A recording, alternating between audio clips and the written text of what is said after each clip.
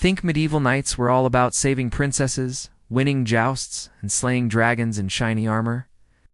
Let me give you a more accurate picture. Imagine waking up covered in flea bites, your back aching from sleeping on a hard wooden bench shared with 3 other guys. All of you stinking because you haven't bathed in months. Your breath is terrible, your teeth are rotting, and you're facing about 14 hours of boring religious services, brutal training, and political scheming. Oh, and if you're lucky, you might die painfully from an infected wound. Covered in your own waste, on a battlefield hundreds of miles from home. Welcome to the glamorous life of a real medieval knight in England. Let's see how long you'd last. A quick heads up before we dive in. If you actually listen to these videos regularly, please hit like or subscribe. I'm always curious where everyone's tuning in from. Let's drop a comment with your city and what time it is there. It's wild to think some of you might be having breakfast in London, while I'm recording this late at night here in the States. Alright, let's get back to medieval England. Trust me, it's going to be quite a journey. But first, get comfy. Seriously, fluff up those pillows. Pull up that blanket, because where we're headed, you'll want to be snuggled in. The first thing you notice is the cold. Not the gentle coolness of a modern bedroom with a window open a crack, but a deep, bone-chilling dampness that sinks into every part of you. Your eyes snap open to total darkness. Complete, absolute darkness. Not the fake darkness of blackout curtains with streetlights peeking through, but the pure absence of light that was normal in the 13th century, before electricity, before gas lamps, before anything but fire could push back the night. You're lying on something hard, really hard, and it's not even a proper bed. It's a wooden platform raised slightly off the floor of what you'll soon discover as Pembroke Castle's Great Hall. The year is 1283, and you've somehow woken up as Sir William de Valong, a knight serving King Edward I of England. Oh, God's teeth. William, stop your awful groaning. A voice comes from somewhere to your right.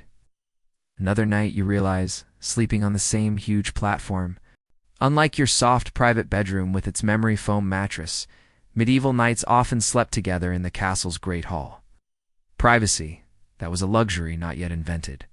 You sit up, disoriented, and feel something crawling on your skin. Actually, multiple somethings. It's unlike your cozy, clean bed at home.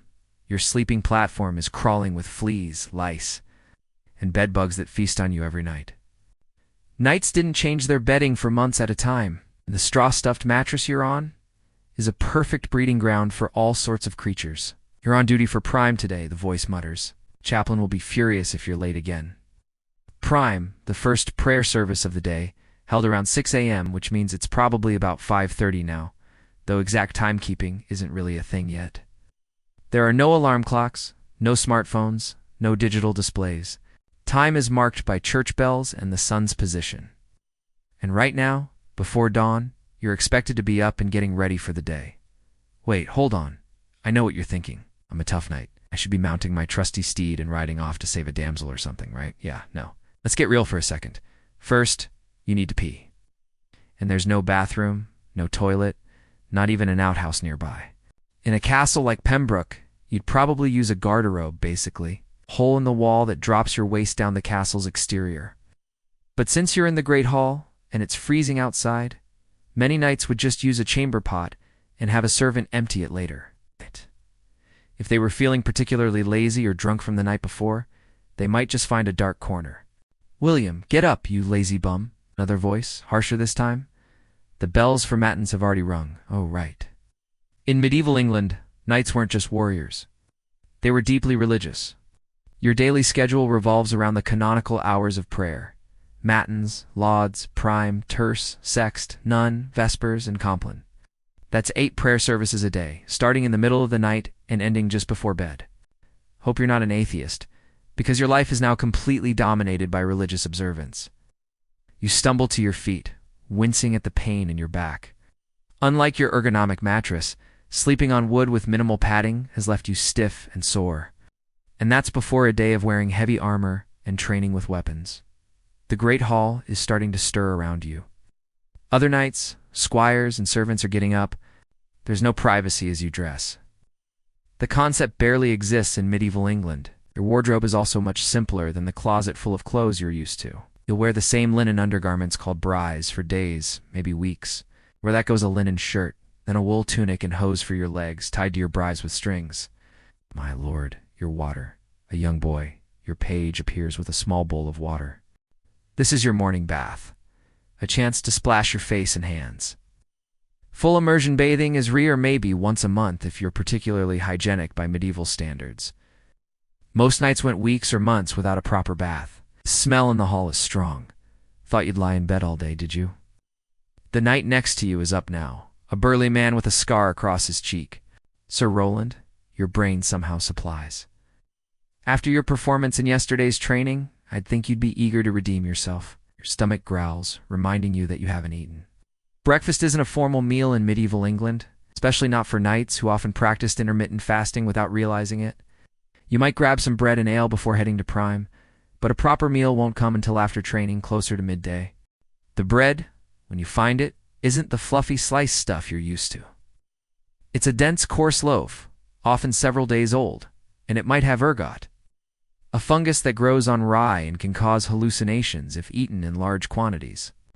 But you're hungry, so you chew the tough bread and wash it down with small beer a week, slightly alcoholic drink that's safer to drink than water. Come on, Sir, Roland says, clapping you on the shoulder hard enough to make you wince. Let's go praise God and beg his forgiveness for whatever sins you committed last night. You follow the stream of knights and castle residents to the chapel. The stone floor is ice cold beneath your thin-soled leather shoes. Unlike your cushioned, waterproof modern footwear, medieval shoes offer minimal protection from the elements. And the castle is drafty, with wind whistling through arrow slits and around doorways. Central heating is centuries away. In the chapel, you kneel on the hard stone floor. There are no comfortable pews, no cushions. Your knees ache after just a few minutes, but the service will last much longer. The prayers are in Latin, which you barely understand, but you mumble along with the others, crossing yourself when they do. Your mind wanders. What will today bring? Training, certainly, perhaps. Administrative duties and knights weren't just warriors, but also managers of estates and enforcers of the king's law. Maybe a hunt if you're lucky. But also hours of religious observance, political maneuvering, and the constant awareness that your position depends entirely on your usefulness to your lord. And deliver us from evil, the chaplain intones, bringing you back to the present. The prayer service is ending, and your real day is about to begin. Outside, the sky is lightening to a dull gray. It's going to rain. You can feel it in the air. But training won't be canceled for a little thing like weather. In fact, your instructor probably sees it as an opportunity to make your life even more miserable. "Oh, William," a voice calls as you exit the chapel. It's Sir Geoffrey, the castle's marshal, and your direct superior. The Earl wants to see you before training. Your stomach drops. The Earl of Pembroke is not someone to be kept waiting, and a private summons could mean anything from a special assignment to punishment for some perceived slight. The politics of a medieval castle are complex and treacherous, with alliances shifting like sand.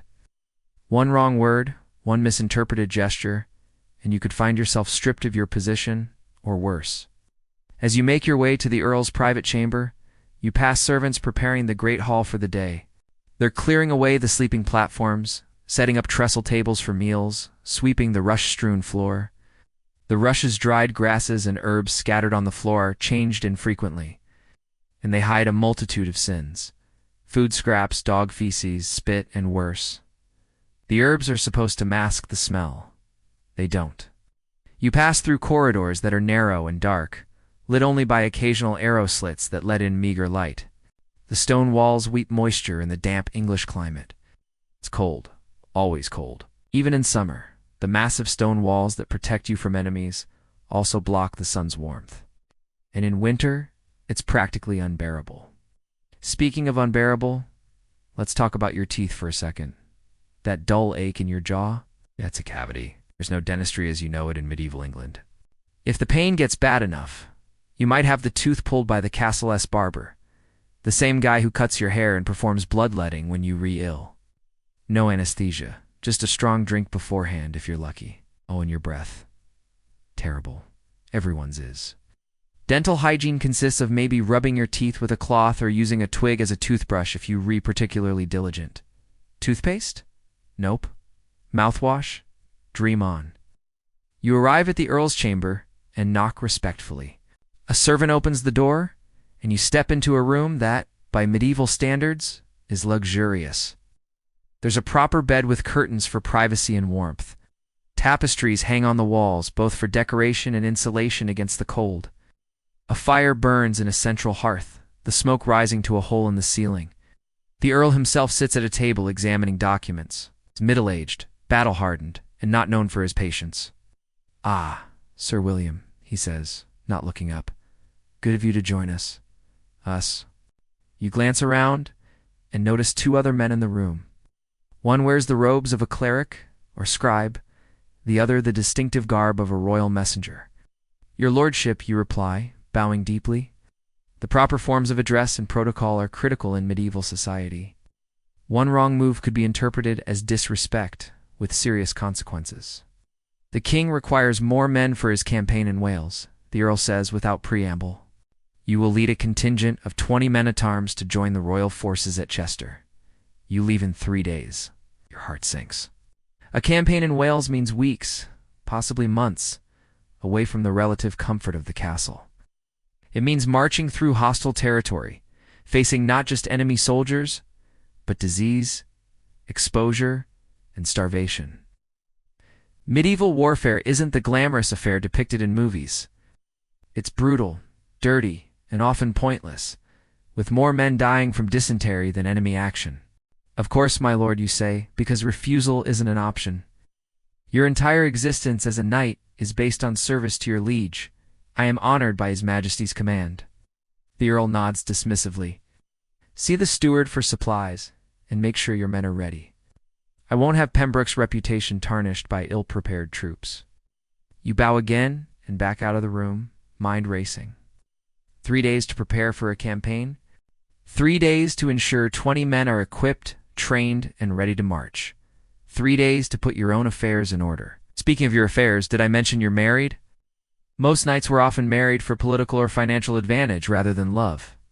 Your wife, Lady Elena, manages your small estate while you're at court or on campaign. You see her perhaps a few months out of the year.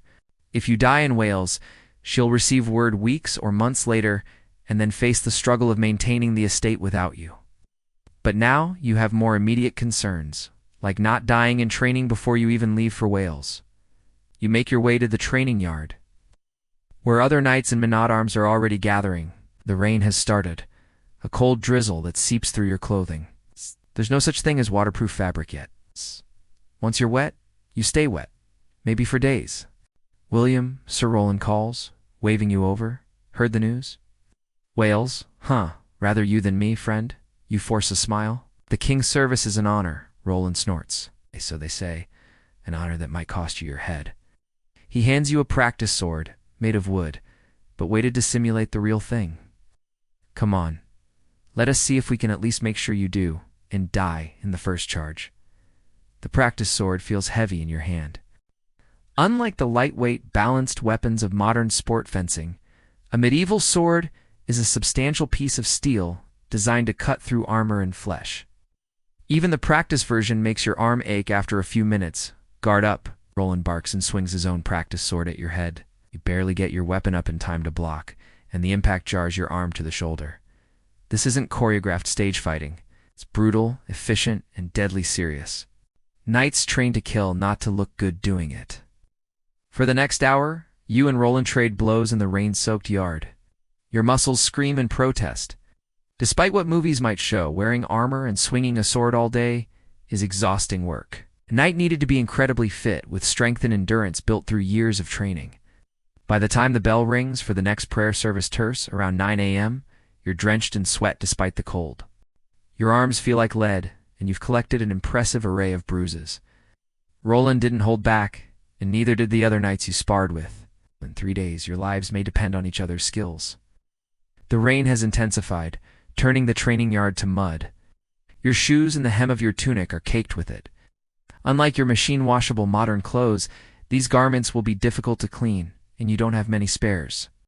Most medieval people, even knights, own just 2 or 3 sets of clothing for everyday wear. As you make your way back to the chapel for terce, you catch a glimpse of yourself in a puddle. Your face is leaner than you're used to, weathered by sun and wind. Medieval nutrition was lacking in many ways. fresh fruit and vegetables were seasonal and limited, and protein was often scarce for all but the wealthiest. Even as a knight, your diet consists largely of bread pottage and meat on special occasions. Sir William, the young voice calls. It's your squire, Thomas, a boy of about 14. Every knight had at least one squire, a young man training to become a knight himself. Thomas serves you, learns from you, and in return, you teach him the skills he'll need.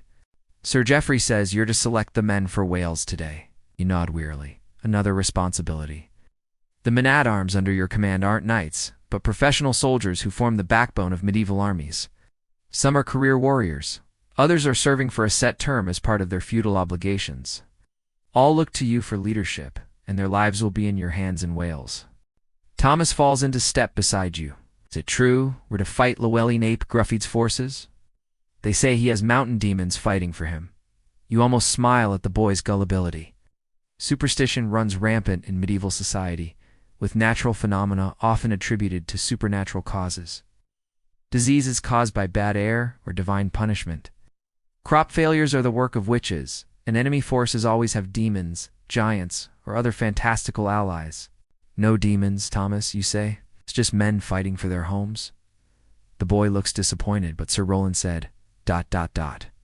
Sir Roland says many things, you interrupt, especially after his third cup of wine. You reach the chapel just as the bell finishes ringing. More kneeling on stone, more Latin prayers you barely understand. Your knees and back protest, but appearances matter. A knight is expected to be devout, or at least to appear so. After terce comes more training, this time mounted. Your warhorse, a massive, powerful animal bred for battle, is brought to the stable yard.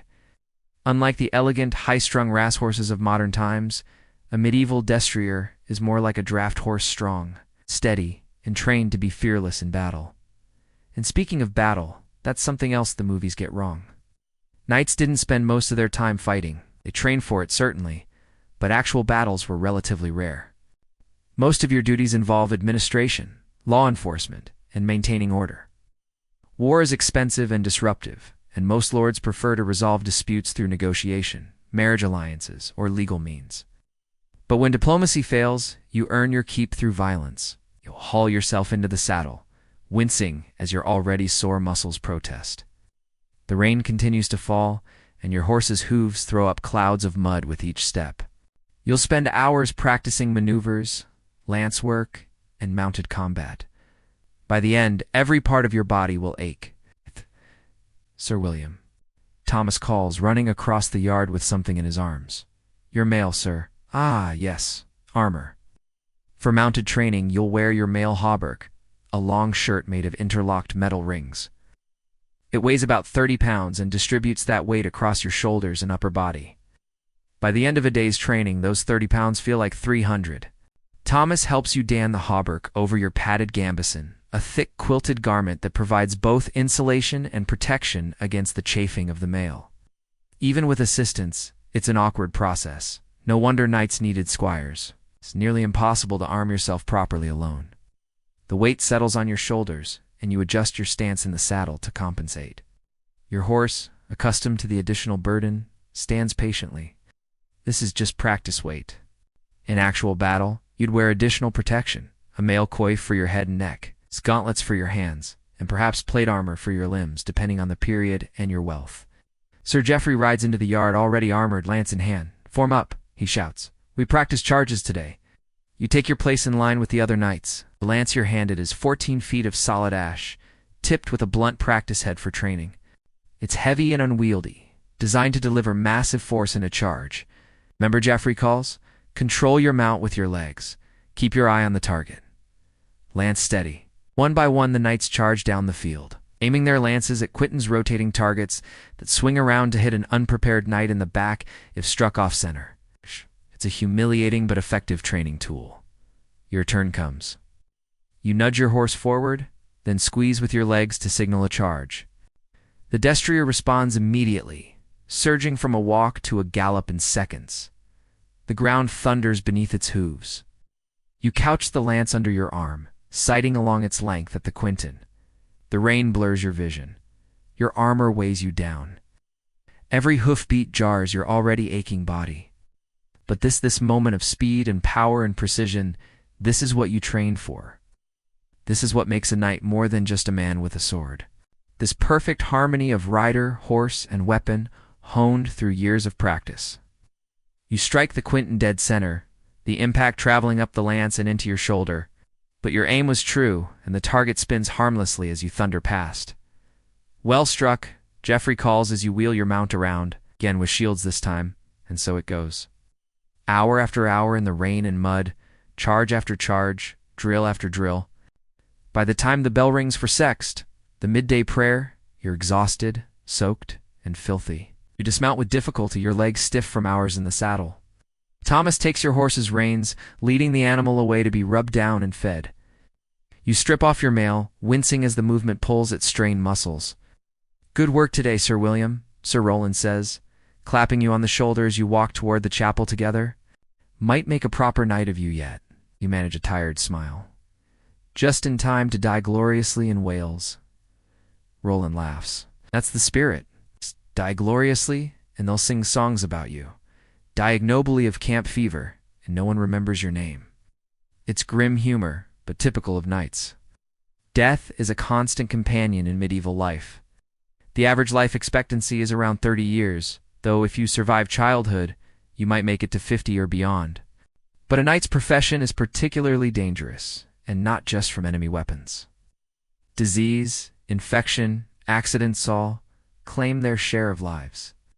In the chapel, once more you kneel on stones that seem harder with each service. Your stomach growls audibly, earning you a disapproving glance from the chaplain. After sext comes dinner, the main meal of the medieval day, eaten around noon. The great hall has been transformed from sleeping quarters to dining space. Long trestle tables run its length, with benches for seating. The high table, where the earl and honored guests sit, is on a raised dais at one end. As a knight, you have a place of some honor, though not at the high table itself. You sit with the other knights and higher-ranking servants above the salt, literally. A large salt cellar marks the division between higher and lower status diners. Food is served communally, with two people sharing a trencher, a thick slice of stale bread that serves as both plate and edible utensil. You use your personal knife to cut meat and spear other foods. Forks won't become common for centuries yet. The meal itself is simple, but filling. More bread, pottage with beans and root vegetables. And today being Wednesday, fish rather than meat in observance of religious dietary restrictions. You drink more small beer, or perhaps wine if you're lucky. Water is generally avoided as potentially unsafe. As you eat, the conversation around you centers on the upcoming campaign in Wales. Rumors fly. The Welsh have thousands of men. They know the mountains like no Englishman ever could. They practice dark magic. Some of it is superstition, but some holds truth. The Welsh are fighting on their home ground with intimate knowledge of the terrain. It will be a difficult campaign. They say the king is building castles all along the Welsh border, says a knight to your left. Stone monsters to tame the wild Welsh. I agree's another, and will man them.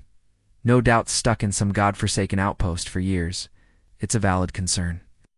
Edward I is indeed embarking on a massive castle-building program to secure his conquest of Wales.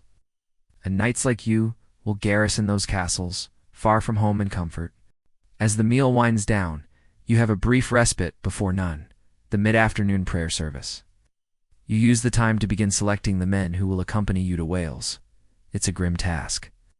Knowing that some of those you choose won't return, Thomas finds you in the armory where you're inspecting equipment. Sir William, Lady Elenina, has arrived at the castle. You look up, surprised.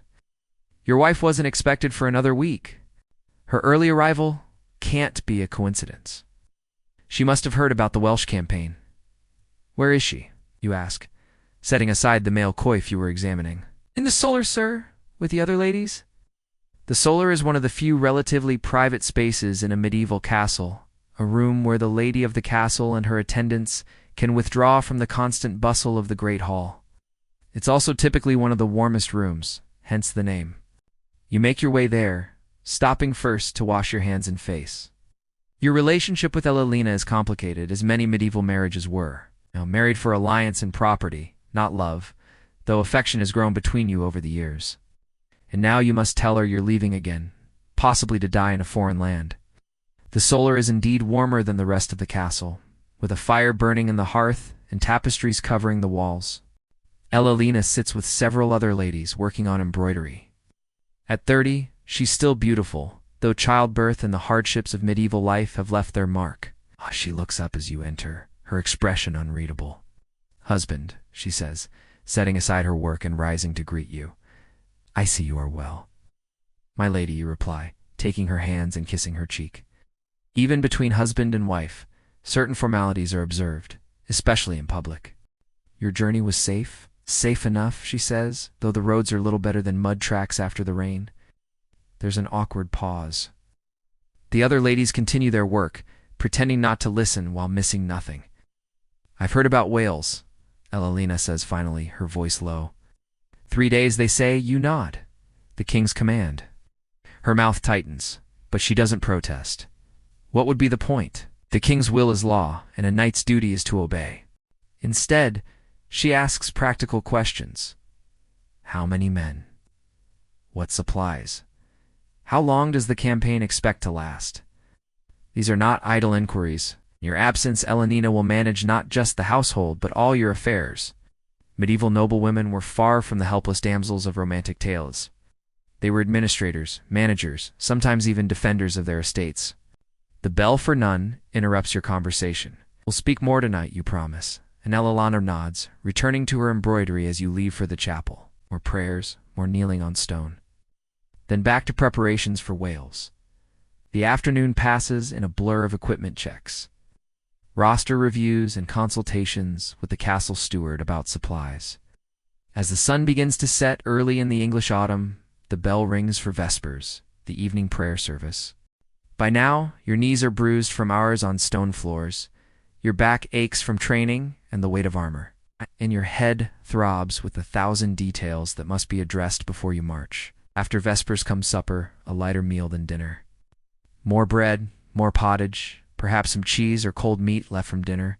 The great hall is dimmer now, lit by rushlights and candles, both expensive, both producing more smoke than illumination. The smoke mingles with that from the central hearth, creating a thick haze that stings your eyes and coats your lungs. You eat quickly, eager to finish the day's business, and perhaps find a few hours of rest before it all begins again tomorrow. But as you rise from the table, Sir Geoffrey motions you over. The Earl wishes to review the men you've selected, he says. In his chamber, after Compline, you suppress a sigh. Compline, the final prayer service of the day, won't end until well after dark. Another late night, then a succession of late nights. The hours between supper and Compline are filled with more preparations. You meet with the castle armorer about equipment repairs, consult with the stable master about horses for the journey, and finally snatch a brief moment with Elalina. You find her in your shared chamber, a small room allocated to you as a married knight. It's sparsely furnished. A bed, a chest for clothing, a small table and stool. Luxury, by medieval standards, offering the rare privilege of privacy. Elanina is preparing for bed, her maid helping her out of her gown. Medieval nightclothes are simple, often just a linen shift or nothing at all. The bed itself has curtains that can be drawn for warmth and privacy. Leave us, you tell the maid, who curtsies and departs. Alone with your wife, some of the formality drops away. I didn't expect you until next week, you say, sitting on the edge of the bed. Elalina shrugs, her shift whispering against her skin. I heard rumors at home night's gathering, supplies being readied. It wasn't hard to guess what was coming, you sigh, running a hand through your hair. I would have sent word. Would you?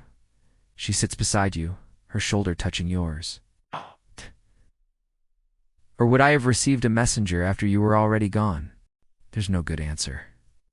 Campaigns are often called suddenly, with little time for personal goodbyes. It's one of the many hardships of a knight's wife.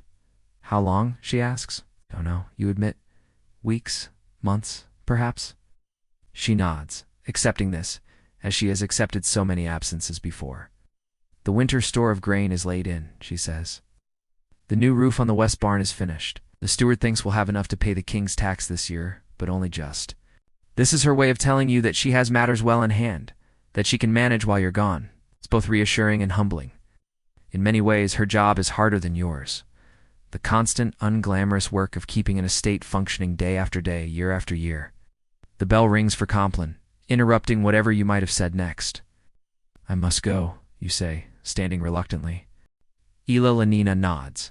"And after the Earl?" "Yes, don't wait up for me." She smiles slightly. "I never do." You touch her cheek briefly, then head for the chapel one last time. Today, Compline is mercifully shorter than some of the other services, but by the time it ends, you're swaying on your feet from exhaustion. Still, duty calls. You make your way to the Earl's chamber, where he and Sir Geoffrey are waiting. For the next hour, you review the list of men selected for Wales, discussing each one's strengths and weaknesses.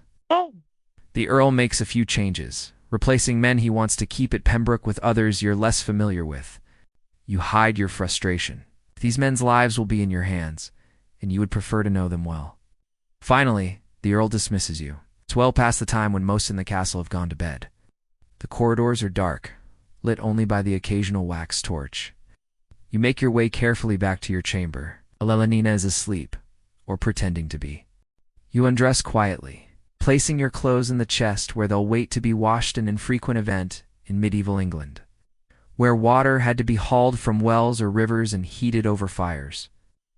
You slide into bed beside your wife, wincing as your bruised body meets the hard mattress. Unlike your plush modern bed, this one is stuffed with straw or wool, lumpy and often damp in England's humid climate. The linens are rough against your skin, and the wool blankets itch, but you're too tired to care. Your eyes close almost immediately, your body surrendering to exhaustion. Tomorrow will bring more prayers, more training, more preparations, and in 3 days, the march to Wales with all its dangers and hardships. As you drift off to sleep, you can't help but wonder, will you survive to see Pembroke again? Or will you become just another knight who died in service to his king, your name forgotten except by those who loved you? In your modern bed, warm and safe, you shift position, grateful for the comfort medieval knights could only dream of. The daily struggles they faced, the cold, the hunger, the disease, the violence are mercifully distant from your experience. Sleep comes for you, as it came for Sir William over 7 centuries ago. But unlike him, you can be reasonably certain of waking to another day of peace and relative comfort. He had no such assurance. Every night might have been his last in a world where danger lurked around every corner. Perhaps that knowledge, the precariousness of existence, gave each day a sharpness, an intensity we can barely imagine in our safer, more comfortable times. Or perhaps it was simply exhausting, a constant weight that never fully lifted. Either way, as you drift deeper into sleep, you might find yourself grateful that you woke up in your own bed, in your own time, and not as a knight in medieval England. Morning comes too soon, announced by the tolling of the bell for matins. Ow. You open your eyes to darkness again, momentarily disoriented. The weight next to you is Ila, not your memory foam pillow. The air is damp and cold, not the climate-controlled comfort of your modern bedroom. Dawn is still hours away, but duty calls. You ease out of bed, trying not to wake Elena, though she stirs anyway. "Already?" she murmurs, her voice thick with sleep. Always," you reply, fumbling for your clothing in the dark. This is day 2 of your 3 days before marching to Wales. Every moment counts, and today will be even more grueling than yesterday. You need to not just select men, but train with them, assess their readiness, and begin forging them into a cohesive unit. Thomas appears at your door with a small lamp, its feeble light barely pushing back the darkness. "Sir William," he whispers, careful not to disturb Lady Elelina too much. Sir Geoffrey says to meet him in the armory after matins. You nod, pulling on your tunic. Another day begins, much like the last, in prayer and preparation. The armory is cold and dark, lit only by a few rush lights. Sir Geoffrey is already there, examining a sword by the meager light. "William," he acknowledges without looking up, "your men need to be combat ready before you leave. The Welsh won't give you time to train once you cross the border." "I know," you say, running a hand through your hair. "We'll work them hard today." Geoffrey finally looks up, his face shadowed by the flickering light. "Not just hard to breaking. I want to know which ones will shatter before you're 100 miles from here." You understand his logic? Better to discover weaknesses now in training than in battle, where lives depend on each man doing his duty. What it means a day of pushing men to their absolute limits, and yourself along with them. The yard after prime, Geoffrey says, returning to his inspection of the sword. I'll bring them armored and ready. Ensure they're properly equipped, and prepare them for what promises to be a brutal day of training. You leave the armory and head straight to the barracks, where the men-at-arms sleep. Unlike knights who might have private chambers or sleep in the Great Hall, common soldiers are housed in long, narrow buildings with rows of pallets on the floor. The smell hits you as soon as you enter. Sweat, unwashed bodies, and the distinctive odor of men who live in close quarters with limited sanitation. On your feet, you call, your voice echoing in the enclosed space. Full armor in the yard after prime. Anyone late answers to me, personally? Groans and curses greet your announcement, but men begin stirring, reaching for clothing and equipment. You don't wait to see more, moving on to the next barracks to deliver the same message. By the time you reach the chapel for matins, you've visited all 4 barracks housing the men selected for the Welsh campaign. 1 in total. A small force, but one that will join with others at Chester to form a more substantial army. The pre-dawn prayer service passes in a blur of Latin chanting and uncomfortable kneeling. Your mind is elsewhere, mentally reviewing each man's strengths and weaknesses, planning the day's training scenarios, calculating what supplies you'll need for the march. After matins, there's just enough time to break your fast with bread and ale before prime. You eat standing in the kitchen, too busy to sit. The cook, used 2 nights with urgent duties, hands you an extra chunk of bread for later. You tuck it inside your tunic, medieval pockets being yet another convenient centuries in the future. The bell for prime rings, just as the first hint of dawn lightens the eastern sky. More prayers, more kneeling. Your knees are developing calluses from hours on stone floors, a badge of devotion worn by many medieval religious. Finally, you're free to begin the day's real work. You stride to the training yard where your men are already gathering. Some are fully armored as ordered. Others are still struggling with buckles and straps. Form up, you shout, and the men scramble into rough lines. They're a mixed group. Some veterans of previous campaigns, others barely more than boys on their first military service. All look tired and cold in the gray dawn light. You pace before them, assessing each man with a critical eye. In 3 days, we march for Wales. You say, your voice carrying across the yard. In 10, we may face battle. I need to know now which of you I can trust with my life, and which of you will break when the arrows start flying. A murmur runs through the ranks. They know what's coming. Sir Roland will work with the archers, you continue, nodding to Roland, who stands nearby. Sir Geoffrey will take the pikemen. I'll work with the swordsmen. By midday, you'll all wish you were back in your beds. By evening, you'll wish you'd never been born. This isn't an idle threat or motivational exaggeration. Medieval training was brutally effective because it had to be. Men who weren't prepared died, and often took their comrades with them. Begin, you command, and the men break into their assigned groups. The swordsmen gather around you, 8 men of varying ages and experience. You draw your own sword. The metal catching the first real light of day. Pair up, you order. We show me what you know. For the next hour, you observe as the men spar with blunted practice swords. Some show decent technique, others rely on brute strength over skill. You correct stances, demonstrate proper guards, and occasionally step in to spar directly with a man who needs particular attention. No, like this, you say, guiding a young soldier's arm into proper position. Lead with your shield, not your sword. The shield keeps you alive. The sword makes the other man dead. Medieval combat wasn't about fair fights or honor. It was about surviving and killing your enemy by whatever means necessary. A knight might follow certain codes of conduct when fighting other knights, but against common soldiers, or in the chaos of battle, such niceties were quickly abandoned. The sun climbs higher, burning off some of the morning chill, but bringing little real warmth, where men are sweating despite the cool air, their breath forming clouds in front of their faces. Chainmail and gambeson are hot, heavy, and constricting even in cold weather. Water break, you call. Eventually, and the men gratefully lower their weapons. Pages appear with buckets and ladles, offering drinks to the thirsty soldiers. While they rest, you confer with Roland and Geoffrey, comparing notes on the men's performance. Geoffrey is particularly dissatisfied with the pikemen's discipline. They break formation the moment pressure is applied, he complains. The Welsh will cut through them like butter, work them harder, you suggest. Run drills until they hold their line from pure muscle memory. That's the plan, Geoffrey nods, grimly. That's the plan? And you? Some of the swordsmen show promise, others... You shrugged. We have 3 days. Roland laughs, though there's little humor in it. 3 days to turn farmers into soldiers. Good luck with that. It's a common challenge. Many men-at-arms were indeed farmers or tradesmen, serving their feudal obligation rather than being professional soldiers. They might train occasionally throughout the year, but their primary skills lay elsewhere. Only in times of war were they called to full-time military service. Water breaks over, call, and the men reluctantly return to formation. Now we work on shield walls.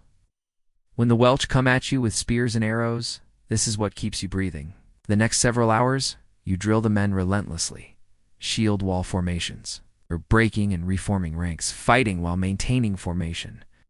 The work is exhausting, both physically and mentally. By the time the bell rings for sext, the midday prayer, every man is drenched in sweat and trembling with fatigue. But there's no real rest. After a hurried prayer service, it's back to the yard for more training. This time, you focus on individual combat skills, working man by man to identify and address weaknesses. Hold your shield higher, you tell one soldier, a stocky man named John. You're leaving your neck exposed. To demonstrate, you tap his throat with your practice sword gently, but enough to make the point. In real combat, he'd already be dead. John adjusts his shield, his arms visibly shaking from hours of holding the heavy wooden and metal construction. Medieval shields weren't light. A typical heater shield could weigh 8 to 10 pounds, and larger kite shields even more. Add that to 25 to 30 pounds of mail armor, and even the strongest men fatigued quickly. Again, you order an attack with controlled but forceful blows. This time, John's defense holds. Better you acknowledge. I'll counterattack. Don't just defend. Kill me before I kill you. John lunges forward, his practiced sword swinging in a powerful arc. You parry easily, but nod in approval. Good aggressive. Keep that spirit when the real fighting starts, and so it continues. Hour after hour, the sun arcs across the sky, offering little warmth through the persistent cloud cover. Your body aches from continuous exertion, and your throat is raw from shouting commands. But you push on, because men's lives, including your own, depend on this training. Sir William, a voice calls from across the yard. You look up to see Thomas running toward you, his young face flushed with excitement. The Earl wishes to see you, and Sir Geoffrey immediately. You nod, turning to the exhausted swordsman. Continue practicing the sequences I showed you. I'll return shortly. As you cross the yard with Thomas, you ask, Did he say what this is about? The boy shakes his head. No, sir, but a royal messenger arrived an hour ago, riding hard from Chester. Your stomach tightens. News from Chester could mean changes to the campaign plans, perhaps even an acceleration of your departure date. The Earl's chamber is crowded when you arrive. Sir Geoffrey is already there, along with the castle steward, the captain of the guard, and several other knights. The Earl himself stands at a table spread with maps, his expression grim. Oh, William, he says as you enter. Good.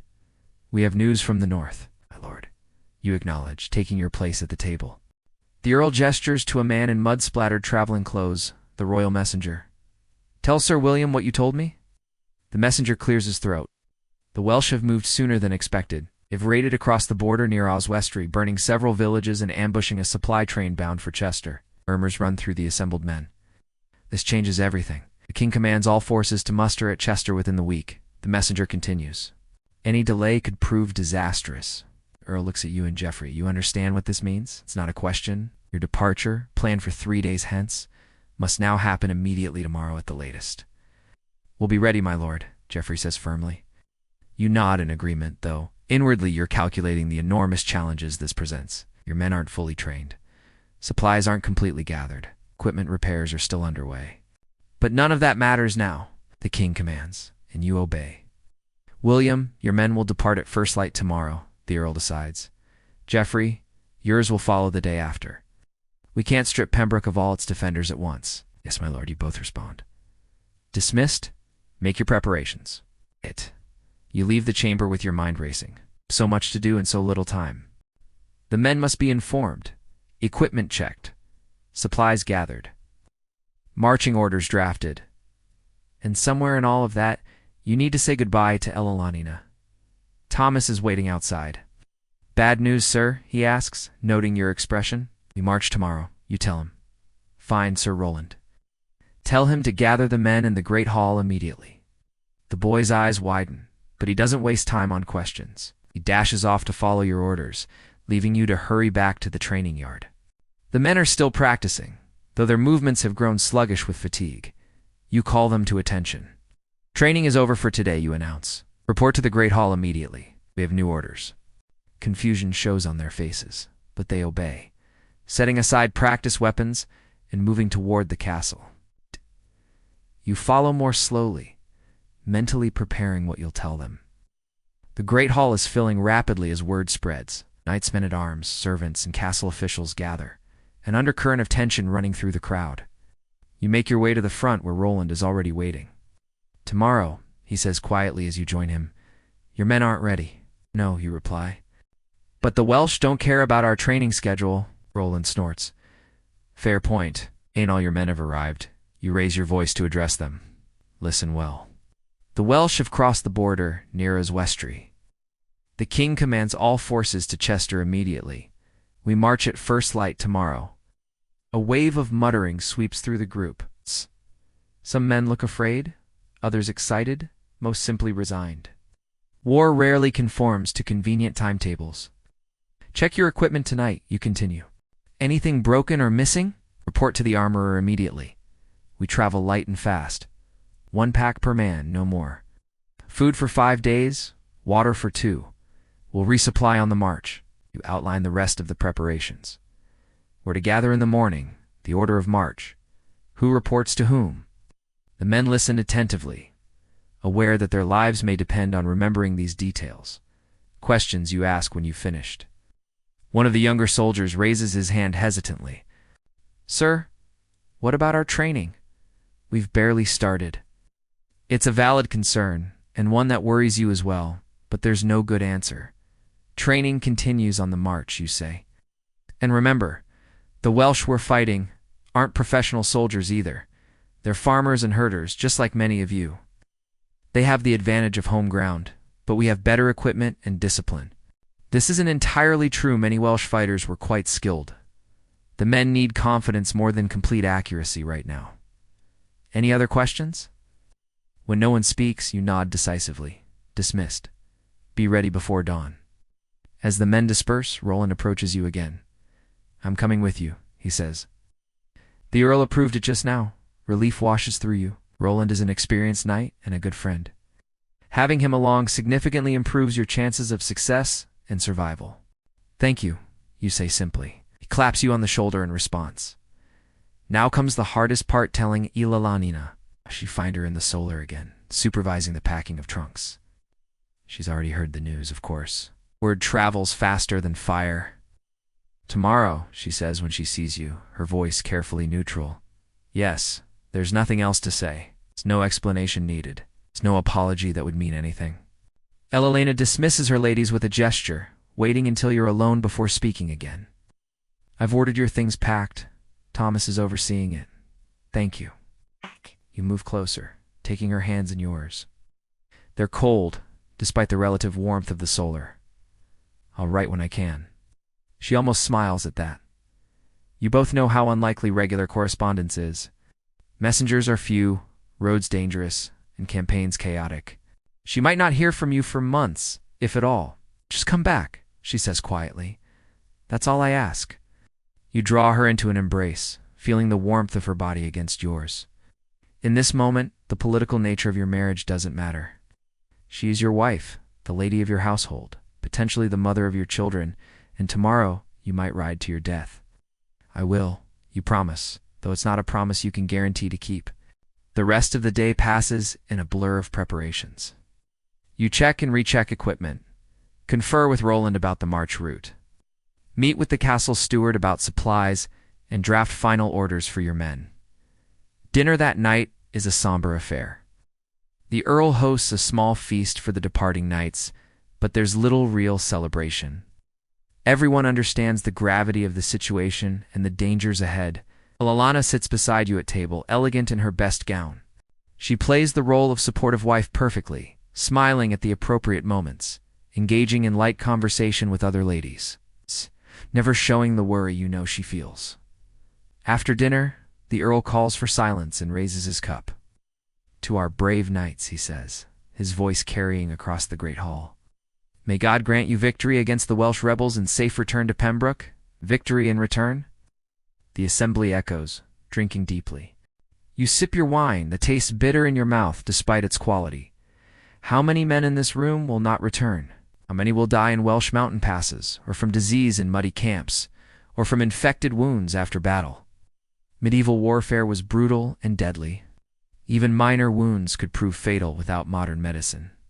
Disease claimed more lives than enemy weapons, and the Welsh mountains in autumn would be cold, wet, and inhospitable. The feast ends earlier than usual, everyone aware of the early departure tomorrow. You walk Alanna back to your chamber in silence, both lost in your own thoughts. In the privacy of your room, you help each other undress. An intimacy normally handled by servants, but tonight you want these moments together. Elena's fingers trace a scar on your shoulder, a memento from a previous campaign. You have too many of these, she murmurs. Not as many as some, you reply, thinking of knights who bear the marks of decades of warfare. If you survive long enough, your body, too, will become a map of old injuries and near-death experiences. You lie together in the darkness, not speaking much. Words seem inadequate for what might be a final night together. Instead, you hold each other, memorizing the feel of skin against skin, the rhythm of breath, the beat of heart against heart. Sleep comes reluctantly, your mind too full of tomorrow's challenges. When you do drift off, your dreams are fragmented and uneasy. Broken shield walls, lost men, Welsh arrows raining from mountain passes. You wake before the matins bell, the castle still dark and quiet around you. Elena stirs as you rise, watching silently as you dress. I'll come to the courtyard, she says, as you buckle on your sword belt. You don't need to, you reply. It'll be cold and early. She sits up, her silhouette barely visible in the pre-dawn darkness. I'll come, she repeats, more firmly this time. You nod, understanding. This goodbye matters, whether anyone else witnesses it or not. Thomas arrives with a lamp, yawning but alert. The men are gathering, sir, he reports. Roland asks if you'll break fast in the kitchen before departure. Yes, you say. Tell him I'll be there shortly. When Thomas leaves, you turn back to Ilalanana, who is already rising and reaching for her clothing. I'll meet you in the courtyard, you tell her, bending to kiss her forehead. Don't rush. The kitchen is warm and busy, despite the early hour, filled with servants preparing food for the departing soldiers. Roland is there, tearing into a loaf of bread with his teeth. Morning, he grunts around a mouthful. Sleep well. Not particularly, you admit, accepting a chunk of bread and cheese from a passing cook. Roland shrugs. Nobody does. Night before a campaign? Better get used to it. You eat quickly, washing down the simple food with ale. There's no time for more elaborate fare, nor would your churning stomach welcome it. Outside, the courtyard is a scene of controlled chaos. Men check saddle girths and weapon straps by torchlight. Horses stamp and snort in the cold air. Servants rush about with last-minute provisions and messages. You find your destrier, your warhorse, already saddled and waiting. The massive animal stands patiently as you check its tack, running your hands over leather straps and metal buckles. A knight's relationship with his horse is critical. In battle, your life depends on the animal's training and obedience. Gradually, order emerges from chaos. God. The men form ranks, mounted and on foot. Pack horses are loaded with supplies. Last-minute instructions are given and acknowledged. The eastern sky is just beginning to lighten when Elelanina appears at the edge of the courtyard.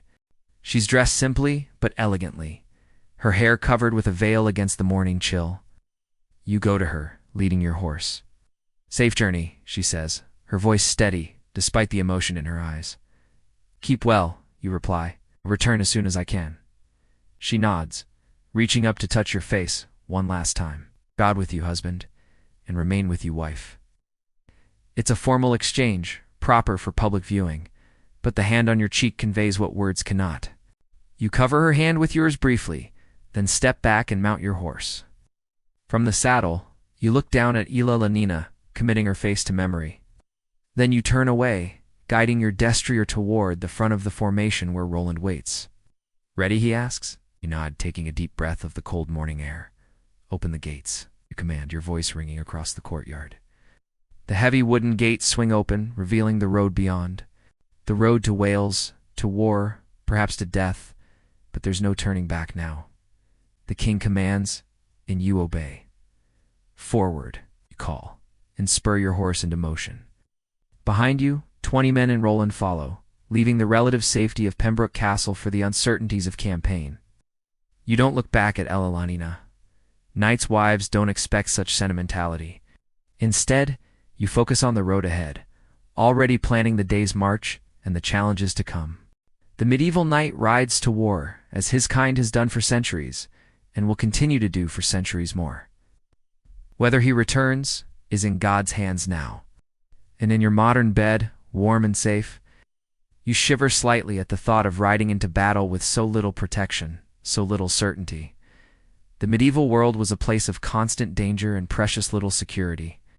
Perhaps we should be grateful for our modern comforts and safeguards even as we romanticize the age of knights and chivalry. The first day's march is brutal. The road, if you can even call it that, is little more than a muddy track churned to slop by recent rains. Your destrier, bred for battle rather than comfortable travel, plods stoically through the muck, while less well-trained horses struggle and stumble. By midday, you've covered only 10 miles, a pitiful distance by modern standards, but respectable in medieval England, where 20 miles was considered a good day's journey, even in favorable conditions. We'll rest here, you announce, pointing to a small clearing beside the road. 1 hour, no more. The men dismount gratefully, wincing as stiff muscles protest. Even experienced riders feel the strain of ours in the saddle, especially when wearing mail armor. The foot soldiers have their own discomforts. Blisters from poorly fitted shoes, chafing from wet clothing, the constant weight of weapons and equipment. You confer with Roland while the men eat a cold meal of bread and dried meat. No fires will be lit during this brief stop. Smoke might attract unwanted attention, and time is too precious to waste. We should reach Cardigan by nightfall, Roland says, studying a crude map spread across his saddle. Maps in medieval times were more proximate suggestions than accurate representations. But this one shows the major towns and roads well enough. If the weather holds, you agree, glancing at the sky. The clouds are heavy and gray, threatening more rain. Another downpour would slow us considerably. Roland nods grimly. Let's pray it holds then. I've no desire to sleep in mud tonight. Prayer might be your only recourse. Weather forecasting in the 13th century consisted primarily of looking at the sky and making educated guesses based on folk wisdom. No satellites, no radar, not even a barometer to warn of coming storms. The rest period ends all too quickly. You call the men back to formation, noting their reluctance with a mixture of sympathy and stern discipline. This is only the beginning of the hardships they'll face. Mount up, you command. We have many miles yet before Cardigan. The afternoon's journey proves even more arduous than the morning's. The road deteriorates further, in places becoming little more than a swampy track through dense woodland. The trees crowd close on either side, their branches reaching like gnarled fingers overhead, blocking what little daylight filters through the clouds. Keep alert, you warn the men, as you enter a particularly narrow section. This would be an ideal place for an ambush. Though you're still well within English territory, bandits are a constant threat on medieval roads. Desperate men, outlaws, deserters, or simply the destitute often turn to robbery to survive. A military company like yours presents a hard target, but not an impossible one. If the attackers have numbers and surprise on their side, every man's hand drifts to his weapon as you navigate the constricted passage. Eyes scan the underbrush for any sign of movement. The only sounds are the squelch of hooves in mud, the creak of leather, and the occasional jingle of mail or equipment. The tension is palpable, every sense heightened. This is another aspect of medieval travel rarely depicted in romantic tales: the constant vigilance, the ever-present threat of violence. You emerge from the woodland without incident, the road widening as it approaches more open country. The men relax slightly, though.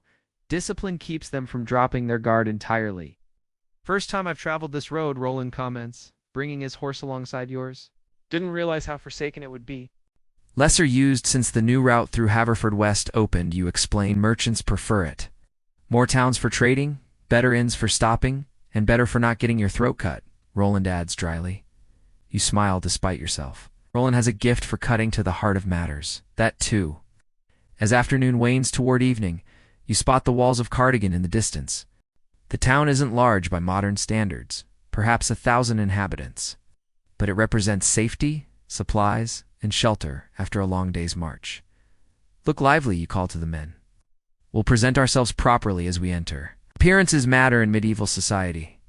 How you and your men comport yourselves reflects not just on you personally, but on your lord, the Earl of Pembroke. A disciplined, orderly entrance will earn respect. A ragged, disorganized one might prompt contempt or suspicion. The men straighten in their saddles or square their shoulders if on foot. Helmets are adjusted, cloaks arranged more neatly, weapons displayed prominently but not threateningly. Even exhausted after a day's hard travel, certain standards must be maintained. You reach the town gates just as they're preparing to close for the night. Medieval towns were rarely left open after dark, both for defense against attackers and to control who came and went. "Who approaches?" calls the gate guard, a burly man with a halberd, a combination spear, an axe that could be devastating in trained hands. "Sir William de Valong, Knight of Pembroke, with men bound for the king's service in Wales," you announce formally. The guard straightens at the mention of royal service. "Enter and be welcome. The captain will want to speak with you." You nod acknowledgement and lead your company through the gate into the town proper. Cardigan's streets are narrow and winding, packed dirt rather than cobblestone, lined with timber-framed buildings that lean precariously over the thoroughfare. The smell hits you immediately, a pungent mixture of human waste, animal dung, wood smoke, and the indefinable odor of too many people living in too small a space with too little sanitation. "Christ's wounds," mutters Roland beside you. "And I thought the forest stank." You suppress a smile. "Find comfort where you can, old friend. It all smells the same in the dark." The town's inhabitants watch curiously as your company passes. Armed men are a common enough sight in a border town like Cardigan, but still worthy of attention. Children dash alongside for a few yards, pointing and chattering. Women pause in doorways, assessing the newcomers with practiced eyes. Men measure your equipment and bearing, judging your fighting worth and potential threat. The captain of the guard meets you in the town square, a veteran soldier with a weathered face and practical armor. "Sir William," he greets you with a respectful nod.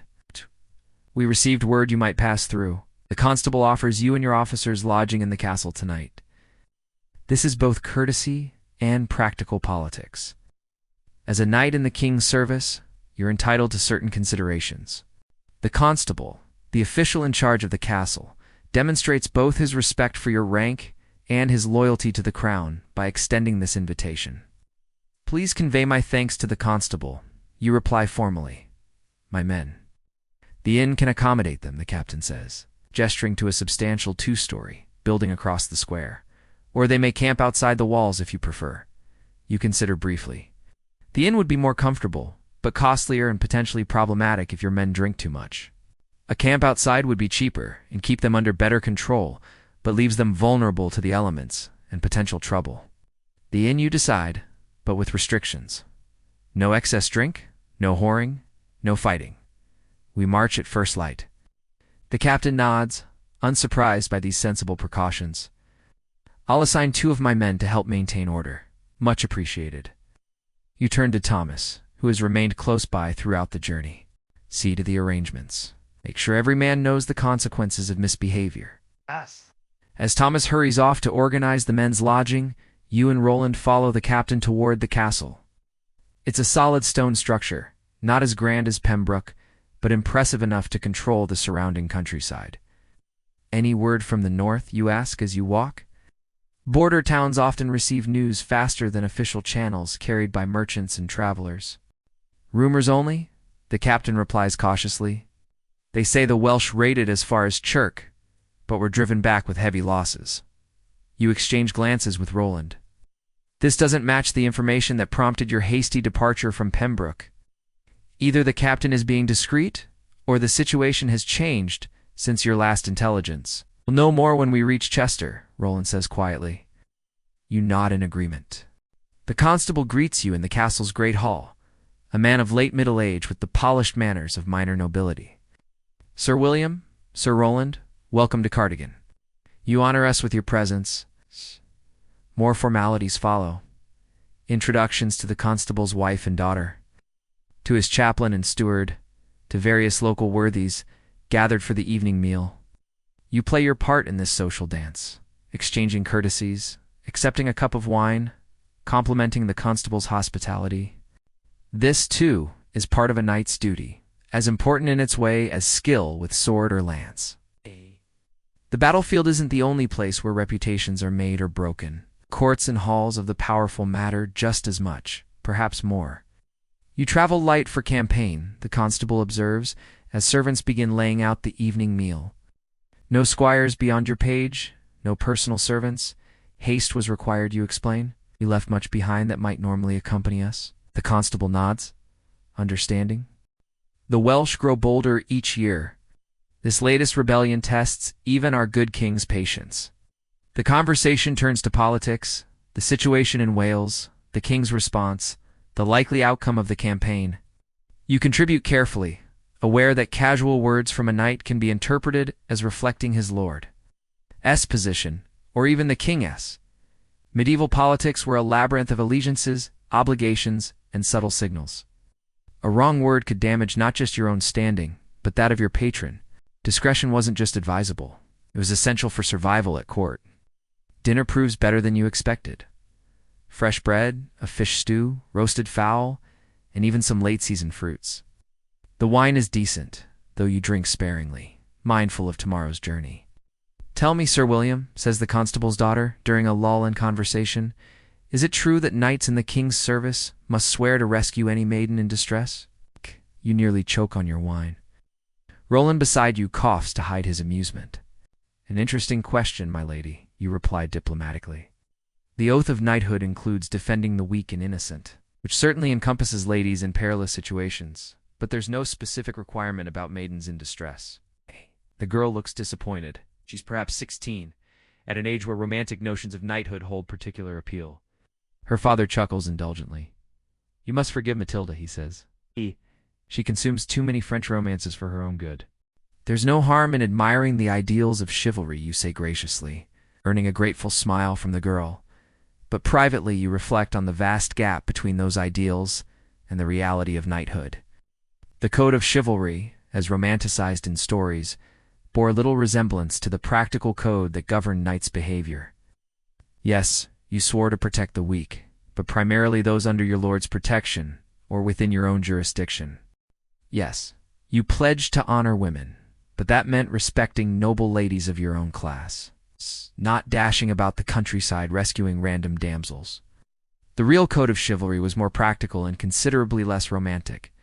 Do we attack churches or clergy? Don't harm women of noble birth. Don't steal from those you're sworn to protect. Keep your word two equals. Serve your lord faithfully. These were the core principles, focused more on maintaining order within the warrior class than on performing heroic deeds from minstrels' tales. I've always wondered, says the constable's chaplain, a thin man with scholarly hands, how knights reconcile their holy vows with the violence of their profession. Does it not trouble your conscience to take lives even in service to the crown? This is a more pointed question, touching on genuine theological debates of the time. The Church's position on knightly violence had evolved over centuries, creating a complex framework that justified certain types of killing while condemning others. I serve the king who was anointed by God, you answer carefully. When I fight at his command against rebels or enemies of the realm, I act as an instrument of rightful authority. St. Augustine himself acknowledged that soldiers who kill unjust war do not commit murder. Chaplain nods, seemingly satisfied with your orthodox response. But the question lingers in your mind, as it does for many thoughtful knights. Where is the line between duty and sin, between necessary violence and mere brutality? These are not easy questions, even for men raised from childhood to the profession of arms. The meal concludes with a simple dessert of nuts and honey, followed by prayers led by the chaplain. As the gathering begins to disperse, the constable draws you and Roland aside. "A word in private, if you please," he says, gesturing toward a small side chamber. Once the door closes behind you, the constable's manner changes. Less the gracious host, more the sharp-eyed official. "What I'm about to share hasn't been widely circulated," he says in a low voice. "The Welsh attacks are more coordinated than initially reported. We believe they're testing defenses before a larger assault. This is troubling news." Isolated raids were common along the border. Coordinated campaigns suggested planning and leadership that could pose a genuine threat. "Do you know who leads them?" Roland asks. The constable shakes his head. Reports conflict. Some say it's Llywelyn's brother, others name various local chieftains. But the pattern suggests a single mind behind the separate actions. "In Chester, you ask? Is the muster proceeding as ordered?" "As far as I know," the constable confirms. "But you may find the situation changed when you arrive. Messages travel slowly, and plans change quickly in wartime. This, too, is a reality of medieval warfare. Without rapid communication, military plans were always tentative, subject to change based on conditions on the ground. A commander might arrive at his destination only to find the situation entirely different from what he expected. "Thank you for this information," you say sincerely. "It may prove valuable in the days ahead." The constable nods. "I wish I could offer more concrete intelligence, but know this. The people in these parts are loyal to the crown. They'll find help if you need it." From Cardigan to Chester. After a few more minutes of discussion, you take your leave, retiring to the chamber prepared for you. It's simple, but comfortable by medieval standards. A real bed with linens, a chest for your belongings, even a small brazier, providing some warmth against the autumn chill. Roland, who will share the chamber, as is common for traveling knights, sits heavily on a bench and begins removing his boots. "Well," he says after a moment, "that was informative in its way." Indeed. You unbuckle your sword belt, setting the weapon within easy reach of the bedon, other habit of men who live with danger. "The Welsh situation sounds more serious than we were led to believe." Roland grunts agreement. This makes you wonder what else we haven't been told. This, too, is part of a knight's reality, navigating not just physical dangers, but political ones as well. Information is controlled, manipulated, sometimes deliberately withheld. Even as a knight in royal service, you're a piece on the chessboard, not a player. You check on your men before settling in for the night, walking the short distance to the inn, where they're quartered. The common room is crowded but orderly, your soldiers mingling with locals but maintaining reasonable discipline. You speak briefly with the sergeant you appointed to maintain order, then return to the castle, satisfied that no trouble will arise.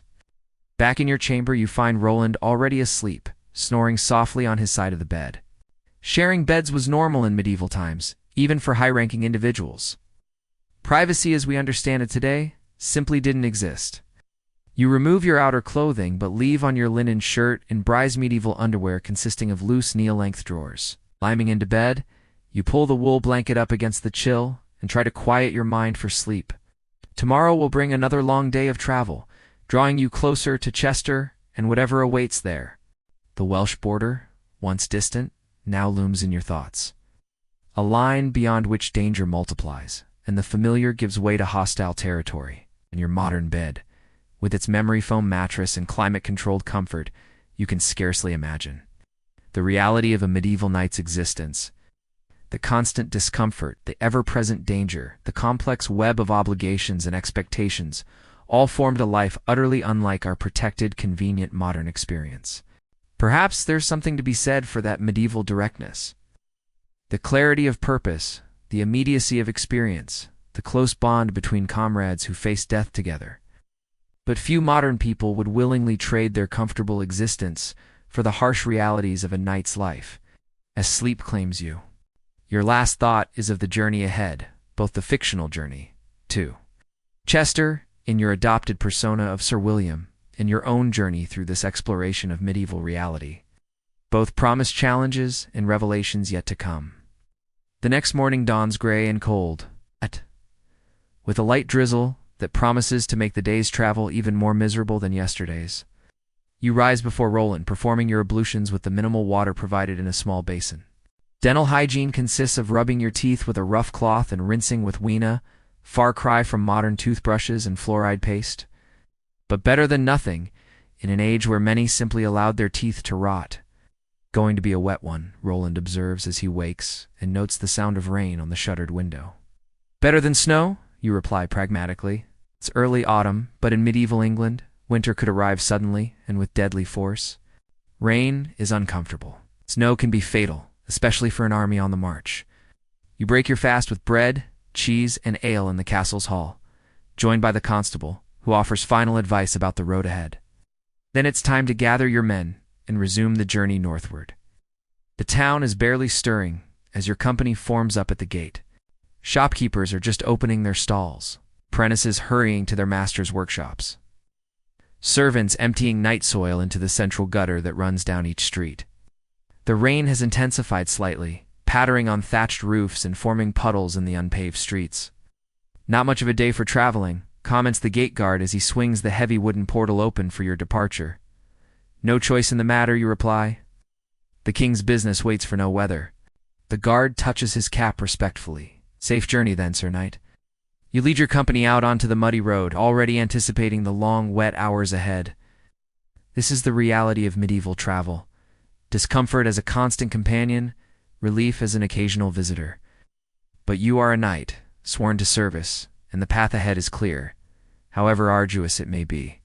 With a word of command and a gesture forward, you begin another day in the life you've temporarily adopted, the life of Sir William de Valham, Knight of Pembroke, servant of the king, bound for war in a land where danger awaits at every turn. For days of miserable travel bring you within sight of Chester. The journey has been a testament to medieval endurance. Endless hours of riding through rain, in mud, nights spent in drafty inns or huddled under makeshift shelters, meals of increasingly stale bread and hard cheese. 2 men have fallen ill with fever and 1 horse went lame, forcing its rider to trudge alongside the others. But now, as the massive stone walls of Chester come into view, a palpable sense of relief spreads through your company. Chester is a major stronghold, a proper city by medieval standards, and the gathering point for the king's forces. Here, at least, you'll find decent shelter, supplies, and news of the campaign ahead.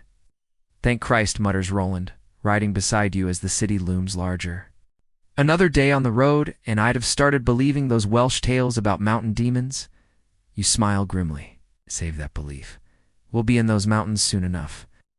As you approach the city gates, you can see that Chester is a hive of military activity. Banners from various noble houses flutter above a sprawling camp that has sprung up outside the walls. Men and horses move in organized patterns. The distant sounds of smiths' hammers ring out, and smoke rises from dozens of cooking fires. Looks like we're not the first to arrive, Roland observes. Nor the last, I'd wager, you reply, surveying the scene. The king must be planning something substantial to gather so many. The gate guards challenge you formally, but wave you through quickly once you identify yourself.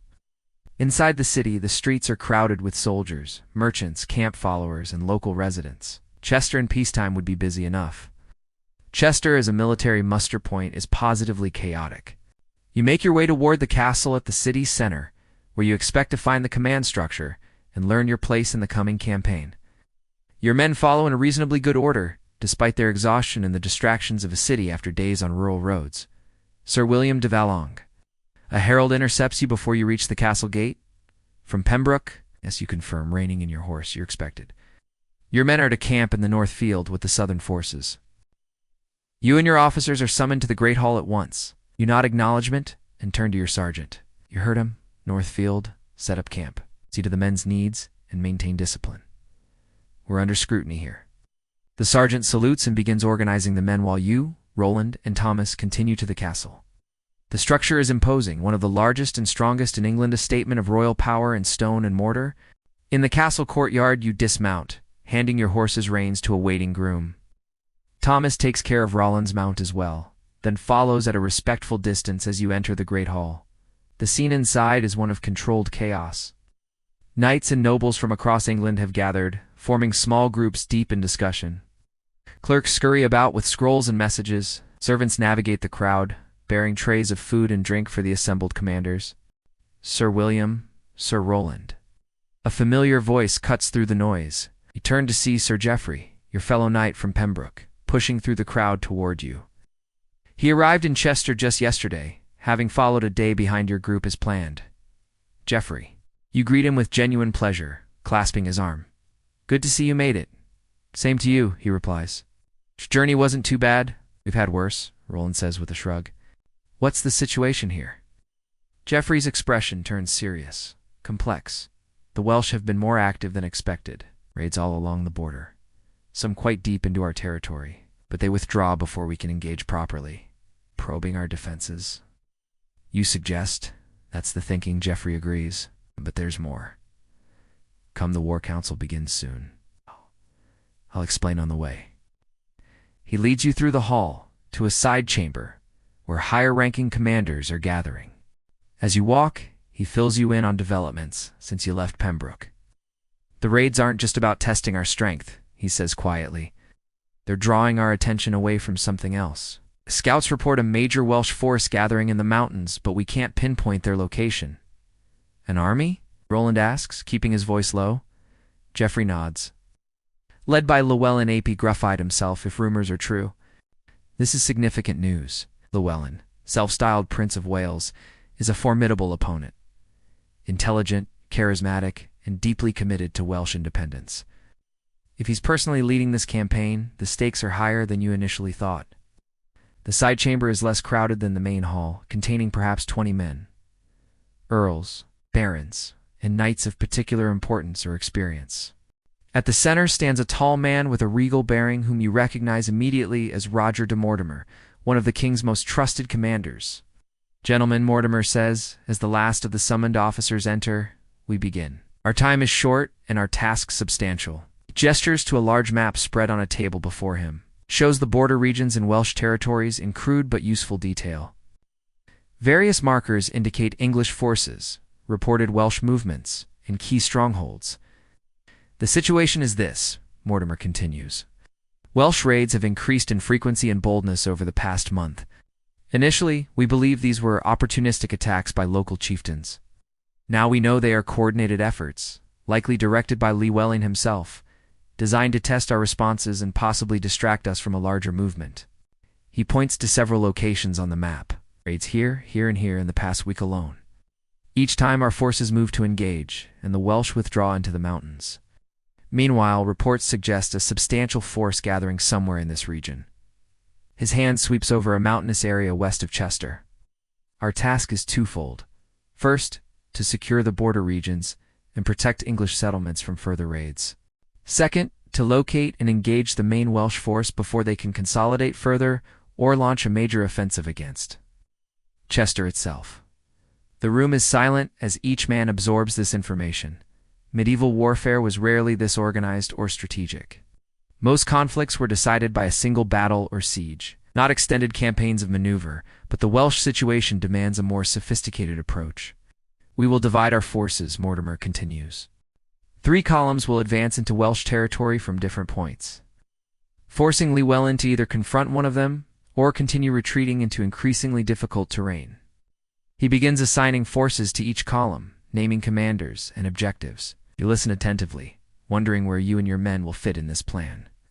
Sir William, Mortimer says, turning to you, you and your men from Pembroke will join the central column under my direct command. Your experience in the last campaign will be valuable. You bow slightly in acknowledgement, pleased by the recognition, but aware of the increased danger this assignment brings. The central column will likely bear the brunt of any major confrontation. Sir Roland will command your right flank company, Mortimer adds. Sir Geoffrey, the left. The assignments continue until each knight and noble knows his place in the coming operation. Then Mortimer moves to more practical matters. We march in 2 days, he announces. Use that time to ensure your men are properly equipped and rested. We face difficult terrain and a determined enemy. Readiness is essential. He looks around the room, meeting each man's eyes briefly. Make no mistake, gentlemen. This is not a minor border skirmish. The king views Llewellyn's actions as a direct challenge to royal authority. Our response must be decisive.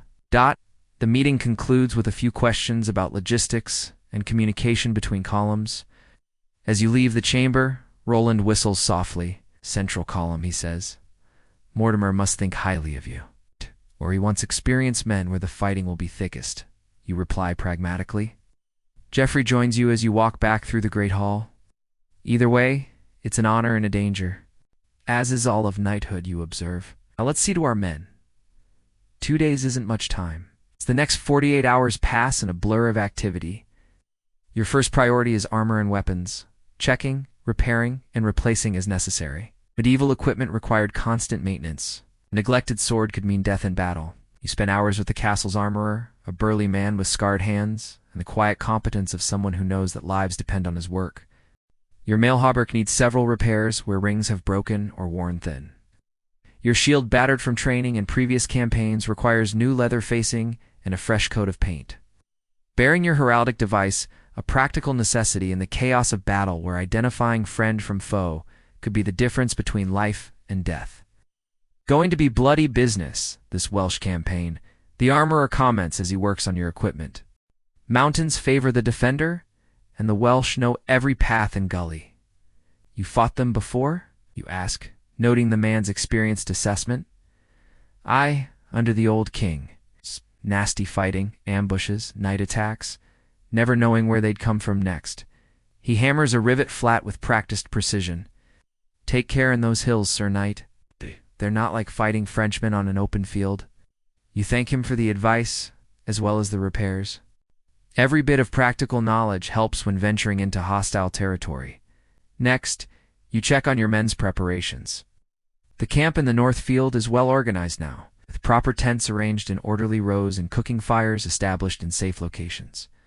Medieval armies were small by modern standards, the entire English force gathering at Chester, likely numbers under 5,000 men, but they still required substantial organization to function effectively. You find your sergeant, a grizzled veteran named John, supervising sword practice among the younger soldiers. Sir William, he acknowledges, straightening to attention. Men are mostly ready. Need a few more spear shafts and some arrow replacements, but the quartermaster promises delivery by morning. Good. And morale. John shrugs slightly. Steady enough. Some nerves about fighting in the mountains. Few of our lads have ever seen hills higher than those around Pembroke. This concerns you, but doesn't surprise. Most medieval soldiers fought close to home. Campaigns in unfamiliar terrain posed additional challenges beyond the usual dangers of combat. Gather them this evening, you decide. I'll speak to them about what to expect. As you continue your inspection, Thomas hurries up with a message. Sir, Lord Mortimer requests your presence. Something about Welsh guides. You follow Thomas back to the castle where Mortimer is meeting with several rough-looking men in the simple clothing of border farmers. As you enter, he waves you over. Sir William, good. These men know the mountain passes and have agreed to guide our columns. This is Rhys, who will accompany the central force. One of the men nods to you. He's middle-aged, weathered by outdoor life, with the watchful eyes of someone who has survived in dangerous country. You speak English? You ask him. Aye, enough, he replies with a thick accent. Lived both sides of border all my life. Rhys has already provided valuable information about Llewellyn's likely movements, Mortimer explains. He'll join your company specifically, Sir William, since you'll be leading our vanguard. This is news to you, and not entirely welcome news. The vanguard is a position of honor, but also the greatest danger, being the first to encounter any enemy forces. I'm honored by your trust, my lord, you say to Mortimer. Maintaining the proper formal response, despite your private concerns. Not just trust, Sir William. Necessity. I need experienced knights leading from the front in this campaign. Mortimer dismisses the guides with a gesture, then turns back to you. The terrain will make traditional tactics difficult. Will rely heavily on the judgment of officers in the field. You nod understanding. Medieval command structures were much looser than modern military hierarchies. Knights were expected to use their initiative and make decisions based on conditions as they found them, not wait for orders from above. I won't disappoint you, my lord, you assure him. See that you don't. Too many lives depend on it. Mortimer's tone isn't unkind, just matter of act. This is the reality of command in war. Decisions have immediate, often fatal consequences. That evening, as promised, you gather your men around a large campfire to prepare them for the campaign ahead. Medieval armies didn't have formal briefings or written orders for common soldiers. Information was passed verbally, often in settings like this. Many of you have never fought in mountain country. You begin, your voice carrying clearly in the night air. It's different from the fields and forests of Pembroke. The Welsh know this terrain. They've lived and hunted in these mountains all their lives. We're the strangers here. The men listen attentively, their faces serious in the flickering firelight. Some are barely more than boys. Others are veterans of multiple campaigns. All know that their survival may depend on understanding what lies ahead. Keep your eyes up, you advise them. The Welsh prefer to attack from above hillsides, ridges, anywhere that gives them height advantage. Watch the high ground at all times. You continue with practical advice. How to move in mountainous terrain, the importance of staying with the main force, what to do if separated or ambushed. This isn't about strategy or glory. It's about survival in hostile country against an experienced enemy. Questions you ask when you've covered the essentials. A young soldier raises his hand hesitantly. Sir, they say the Welsh can appear and disappear like spirits in the mist. Is that true? There's nervous laughter from some of the older men, but you silence it with a look. Fear feeds on itself in military companies. Dismissing legitimate concerns only makes it worse. The Welsh are men, not spirits, you answer firmly. But yes, they're skilled at using the terrain and weather to their advantage. They know paths we don't, can predict mountain weather we can't. That SYWLL have guides of our own men who know these mountains as well as any Welshman. This seems to reassure the young soldier, though you notice others still look uneasy. It's natural. Medieval warfare was terrifying enough on familiar ground. Fighting in mountains against an elusive enemy added new layers of fear. Remember, you conclude, we move as one force. We fight as one force. Stay together, follow orders, keep your shields up and your wits about you. Do that, and we'll return to Pembroke with victory and honor. The men respond with a ragged cheer, more from obligation than genuine enthusiasm, but that's to be expected. They're not knights sworn to ideals of glory and chivalry. They're ordinary men facing extraordinary danger. As the gathering breaks up, Roland joins you by the fire. Good speech, he comments. Think it helped, you shrug. Some. Nothing truly prepares men for battle except battle itself. True enough. Roland pokes at the fire with a stick, sending sparks spiraling into the night sky. So, Vanguard, huh? Mortimer. Doesn't ask small favors? No, he doesn't. He's staring into the flames, contemplating tomorrow's march and what might follow. Get some rest, Roland. Dawn comes early, and death comes even earlier. If you're not ready for it, he replies with grim humor. Sleep well, William. Dreams of Ella, not Welsh spears. No. You smile despite yourself. Good night, old friend.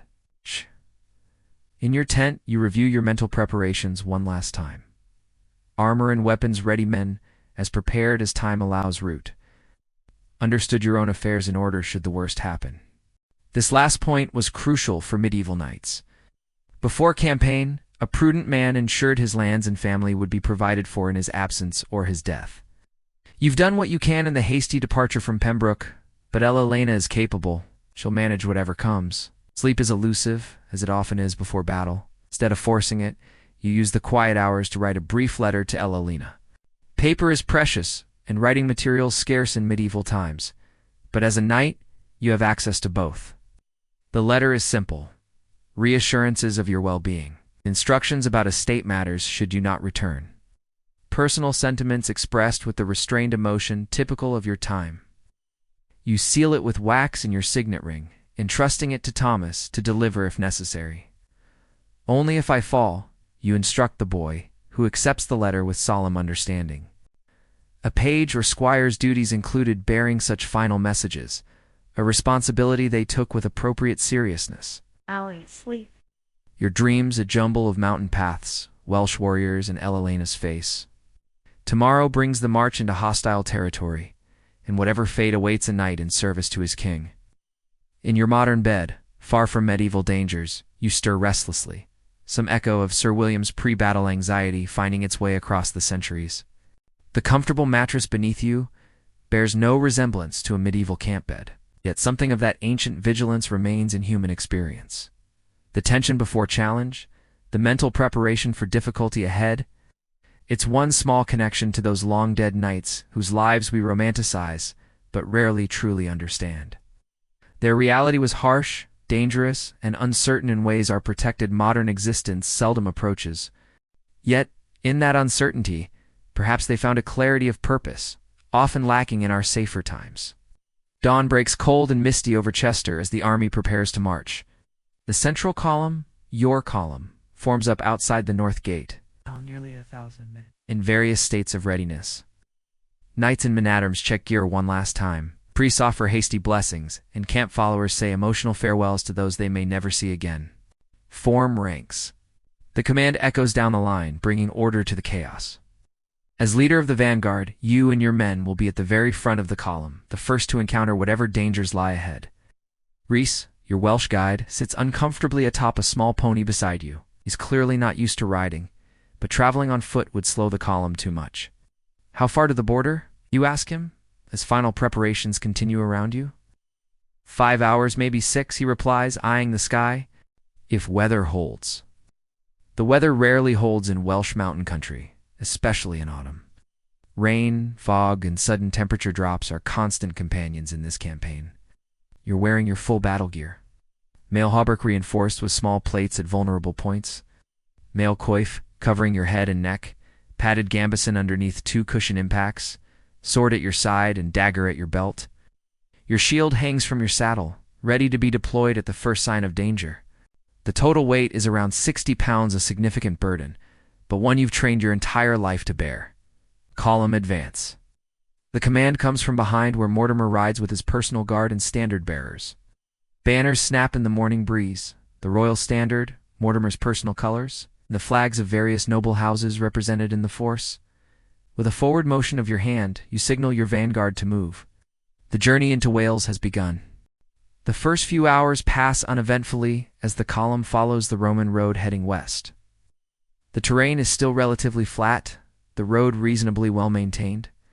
Scattered farms and small villages appear occasionally, their inhabitants watching the passing army with expressions ranging from hope to dread.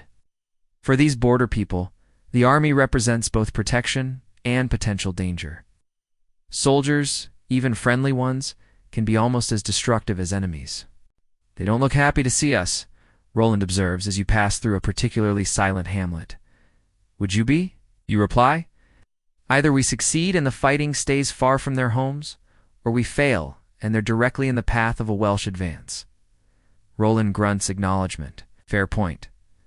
By midday, the landscape begins to change. The flat farmland gives way to rolling hills, which gradually grow steeper and more rugged. The road narrows, hemmed in by increasingly dense woodland. Perfect ambush country. Scouts forward, you order, selecting 4 men to ride ahead and check the path. 200 yards, no further. If you see anything at all, report back immediately. The scouts salute and move ahead at a trot, alert for any sign of danger. You turn to the rest of your vanguard. Shields ready, you command. Archers' strings tightened, but bows undrawn. We're entering hostile territory. The change in the men is immediate. Casual conversation ceases. Hands move to weapons. Eyes scan the surrounding hillsides and tree lines. The column tightens formation, presenting a more unified target, but also a more defensible one. Rhys becomes noticeably tenser as well. We cross into Wales soon, he murmurs, pointing to a small stream ahead. That water marks the border. Border is a generous term for the fluid boundary between England and Wales. No walls or gates mark the transition, just a change in jurisdiction from lands under direct English control to territories claimed by Welsh princes or English marcher lords. The column halts briefly at the stream, allowing men and horses to drink. Mortimer rides forward to confer with you and the other vanguard leaders. From here, we're in disputed territory, he says without preamble. The Welsh could be anywhere. Maximum vigilance, you nod understanding. The terrain grows more difficult ahead, my lord. The column will need to narrow. Unavoidable. Maintain intervals sufficient for defense, but not so wide as to invite isolation. This is the constant balance in medieval warfare.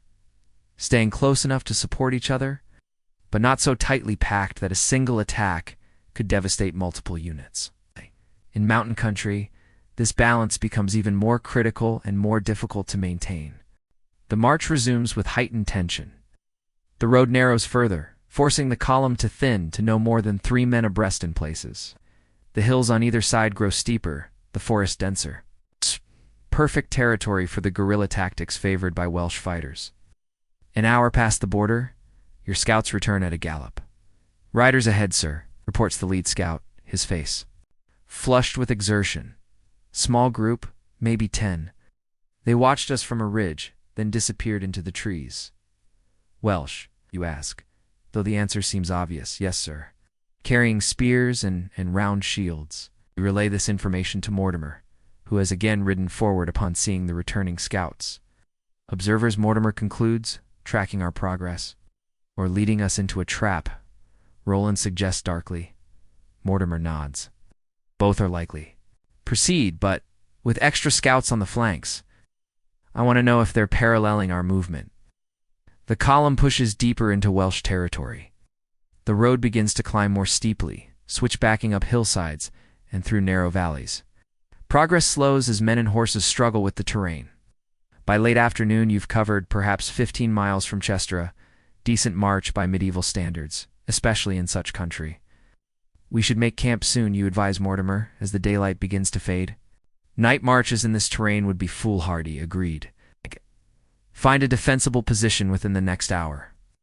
This is easier said than done, in country that favors the defender at every turn. Eventually, Reese indicates a relatively flat area beside a small lake, with hills on only 2 sides instead of all around.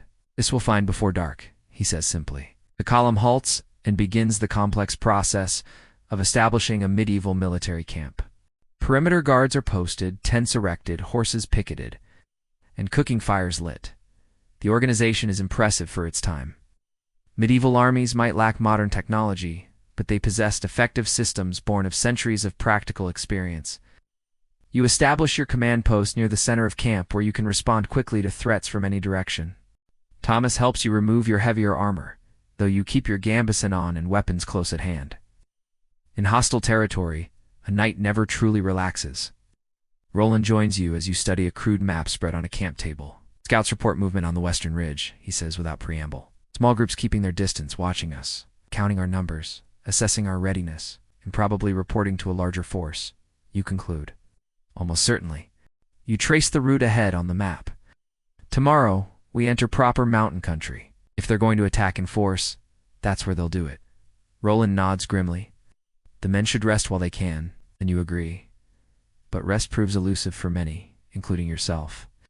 The night is filled with the normal sounds of a medieval camp. Men talking in low voices, horses neighing, sentries calling challenges, but underneath runs a current of tension that prevents true relaxation. Sometime past midnight, a commotion erupts at the perimeter. You're awake, and armed within seconds, rushing toward the disturbance with Roland and several other knights close behind. "What happened?" you demanded the sentry, who stands with bow drawn, peering into the darkness beyond the camp. "Movement in the trees, sir," the man reports. "Several figures. They withdrew when challenged. Probing our defenses," Roland suggests, "or trying to rattle us," you counter.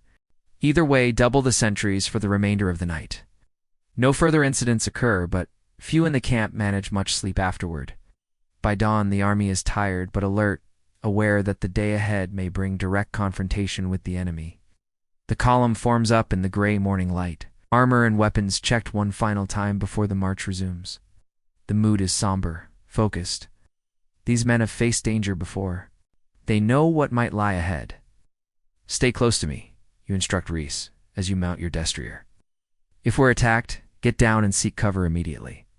You're no use to us dead." Shh. The Welsh guide nods understanding, his face betraying the fear he's trying to conceal. He didn't sign up for direct combat. His role was supposed to be guidance only. But in war, especially medieval war, roles often change without warning. The march begins again, the column snaking its way upward into increasingly mountainous terrain. The road, barely deserving the name now, winds through steep-sided valleys and across exposed ridge lines. In places, it narrows to little more than a goat track. Forcing men to proceed in single file situation, no commander welcomes in hostile territory. This is bad country for heavy cavalry, Roland observes as you navigate a particularly treacherous section. It's a significant observation. Knights on horseback were the medieval battlefield's most formidable force, but their effectiveness depended on suitable terrain. In these mountains, that advantage is largely neutralized. We fight dismounted if necessary, you reply. It's not ideal, but better than being caught on horseback in narrow passes. The morning passes in intense vigilance, but no attack materializes. By noon, the column has entered a broader valley with a swift-flowing river on one side and steep forested slopes on the other. The terrain offers slightly better movement, but remains fraught with danger. Halt Reese suddenly raises his hand, his body tense. Something's wrong. You signal the column to halt, scanning the surroundings for any sign of threat. What is it? It's quiet, the guide says, his voice barely above a whisper. No birds, no animals. He's right, you realize with a jolt of alarm. The natural sounds of the forest have ceased entirely. In medieval warfare, this silence often preceded an ambush. Shields, you command, your voice carrying down the line. Form defensive positions. The order comes not a moment too soon. From the forested slope, a volley of arrows arcs toward the column, followed by the battle cries of Welsh warriors charging down the hillside. What follows is chaos, the controlled chaos of medieval combat, where training and discipline mean the difference between life and death. Your men react as they've been drilled to do, forming shield walls where the terrain allows, using trees and rocks as cover where it doesn't. Archers return fire toward the tree line while swordsmen and spearmen prepare to meet the charging Welsh. This is the reality of medieval battle, not the choreographed duels of Hollywood, but a desperate, brutal struggle for survival. Knights fight alongside common soldiers, all distinctions of rank temporarily forgotten in the shared goal of staying alive. You find yourself at the center of a knot of men, roaring commands that barely carry over the din of combat. Your shield deflects an arrow, then another. Around you, men cry out in pain or defiance as the Welsh close to melee range. The first warrior to reach you carries a spear and round shield, typical Welsh equipment. Lighter than English armor, but allowing greater mobility. He lunges with skill born of lifelong practice, the spear point seeking the gap between your mail and helmet. Your shield intercepts the thrust, the impact jarring your arm to the shoulder. You counter with a sword swing that the Welshman blocks with his own shield, the blow splintering the wood but not penetrating. For several seconds, you exchange attacks and parries, each seeking an opening in the other's defense. This close-quarters combat is exhausting, especially in armor. Your breathing grows labored, sweat stinging your eyes despite the cool mountain air. Finally, an opportunity presents itself. The Welshman overextends slightly on a thrust. You step inside his reach, too close for his spear to be effective, and drive your sword up under his raised arm where no shield can protect. The blade finds its mark, piercing cloth and flesh. The man gasps, his eyes widening in shock and pain.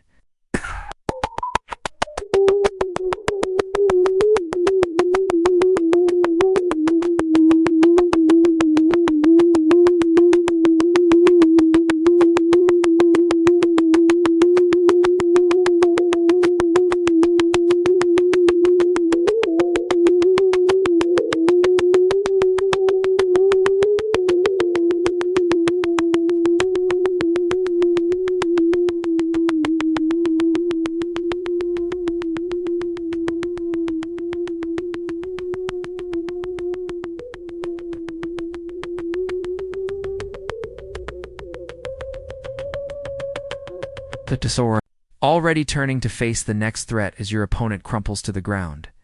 There's no time for thought or remorse. Medieval combat allowed no such luxuries. Another attacker takes the fallen man's place, then another. Around you, similar struggles play out as the battle engulfs the entire column, William. Roland's voice cuts through the chaos. Left flank is failing. You turn to see a section of your line buckling under concentrated Welsh pressure. Without hesitation, you move toward the threatened area, gathering men as you go. With me, you command, your voice carrying authority that compels obedience even in the midst of battle. A dozen men follow as you drive toward the weakened flank. Your arrival helps stabilize the position, your presence and combat skill inspiring the beleaguered defenders. The Welsh attack falters, then recedes as suddenly as it began, fighters melting back into the forest from which they emerged.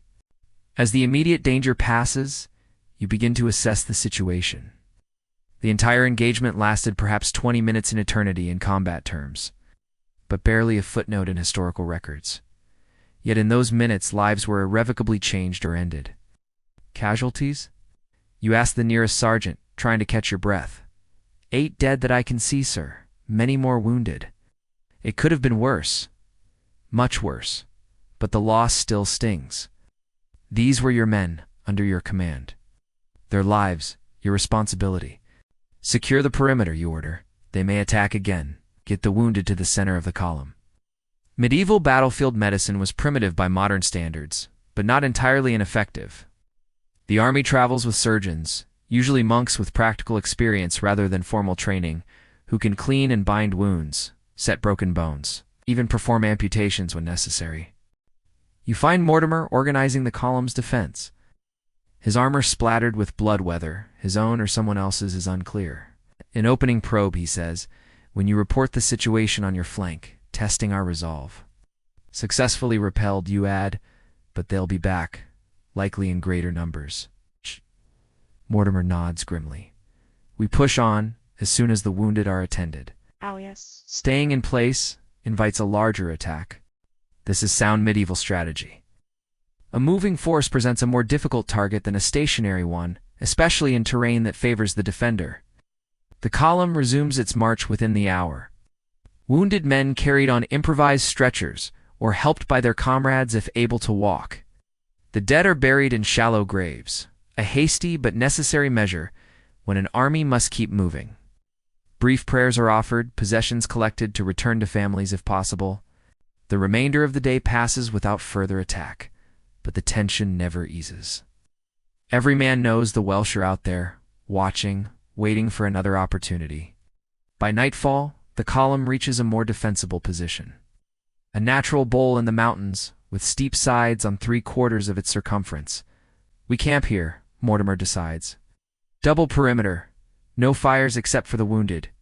Cold camps were common in medieval warfare when in hostile territory. Fire meant light, and light made you visible to enemies. Better to endure a cold meal and colder night than invite attack. As darkness falls, you make your rounds of the perimeter, checking defenses and speaking with the men. Morale has suffered after the day's fighting, but not broken. These are professional soldiers, accustomed to the realities of medieval warfare. Death is always near, survival never guaranteed. You find Thomas tending to your armor near your tent, carefully cleaning blood from the male links. The boy looks up as you approach, his young face solemn. "How many did we lose, sir?" he asks quietly. 12 dead now, you reply, seeing no reason to shield him from the truth. 28 wounded, 7 severely. Thomas nods, returning to his task with renewed focus. Like all medieval pages, he's learning that a knight's life involves death as an ever-present companion. Later, you join Roland and several other knights for a cold meal of bread, dried meat, and ale. No one speaks much. The day's combat has left them physically exhausted and mentally drained. "They'll hit us again tomorrow," Roland says, finally breaking the silence. "Harder this time." "Almost certainly," you agree. "The question is where?" "This valley narrows ahead, according to Reese. Several potential ambush points. We could turn back," suggests a younger knight, then flushes as all eyes turn to him. "Report the enemy presence and request reinforcements, and be labeled cowards." Another knight scoffs. "I think not." "There's no shame in tactical withdrawal," you say evenly. "But it's largely theoretical." Medieval warfare operated under codes of honor that often defied practical military sense. Retreating without direct orders, even for sound strategic reasons, could irreparably damage a knight's reputation. "We continue as planned," you conclude, but with additional scouts and flanking guards. "If they want to fight, we'll give them one they won't forget." The knights murmur agreement, satisfied by this approach. Whether it's the wisest course remains to be seen, but in medieval warfare, perception often mattered as much as reality. That night, lying on your camp bed, you find sleep elusive despite bone-deep weariness. Today, you killed at least 3 men, maybe more in the confusion of battle. It wasn't your first experience of combat, nor will it be your last if you survive this campaign. But each encounter leaves its mark on body and soul. Medieval knights didn't have terms like post-traumatic stress, but they recognized the toll of battle. Some turned to religion for solace, others to drink or other vices. The wisest found comfort in comradeship, the shared understanding of those who had faced the same horrors. In your modern bed, far from medieval dangers, you might wonder how those knights endured the constant proximity to violent death. Perhaps they simply had no choice. It was the world they knew, the life they were trained for from childhood. Or perhaps humans are more adaptable than we credit, capable of finding normality even in circumstances we would consider unbearable. Either way, as you drift towards sleep, you carry with you a deeper appreciation for the realities behind the romantic myths of knighthood, the fear, pain, the difficult decisions, and the heavy responsibilities that shape these men's lives in ways our comfortable, modern existence can barely comprehend. Dawn comes with a fine misty rain, not heavy enough to impede movement significantly, but enough to dampen spirits already strained by combat and insufficient rest. The valley ahead grows narrower, the slopes steeper, exactly the kind of terrain where Welsh fighters excel. We need to clear those ridges, you tell Mortimer, as the column prepares to move out. If we stay confined to the valley floor, we're inviting disaster. Mortimer nods agreement. Take 50 men up the eastern slope. Sir Hugh will take another 50 up the western. The main column proceeds only when you signal the ridges are secure.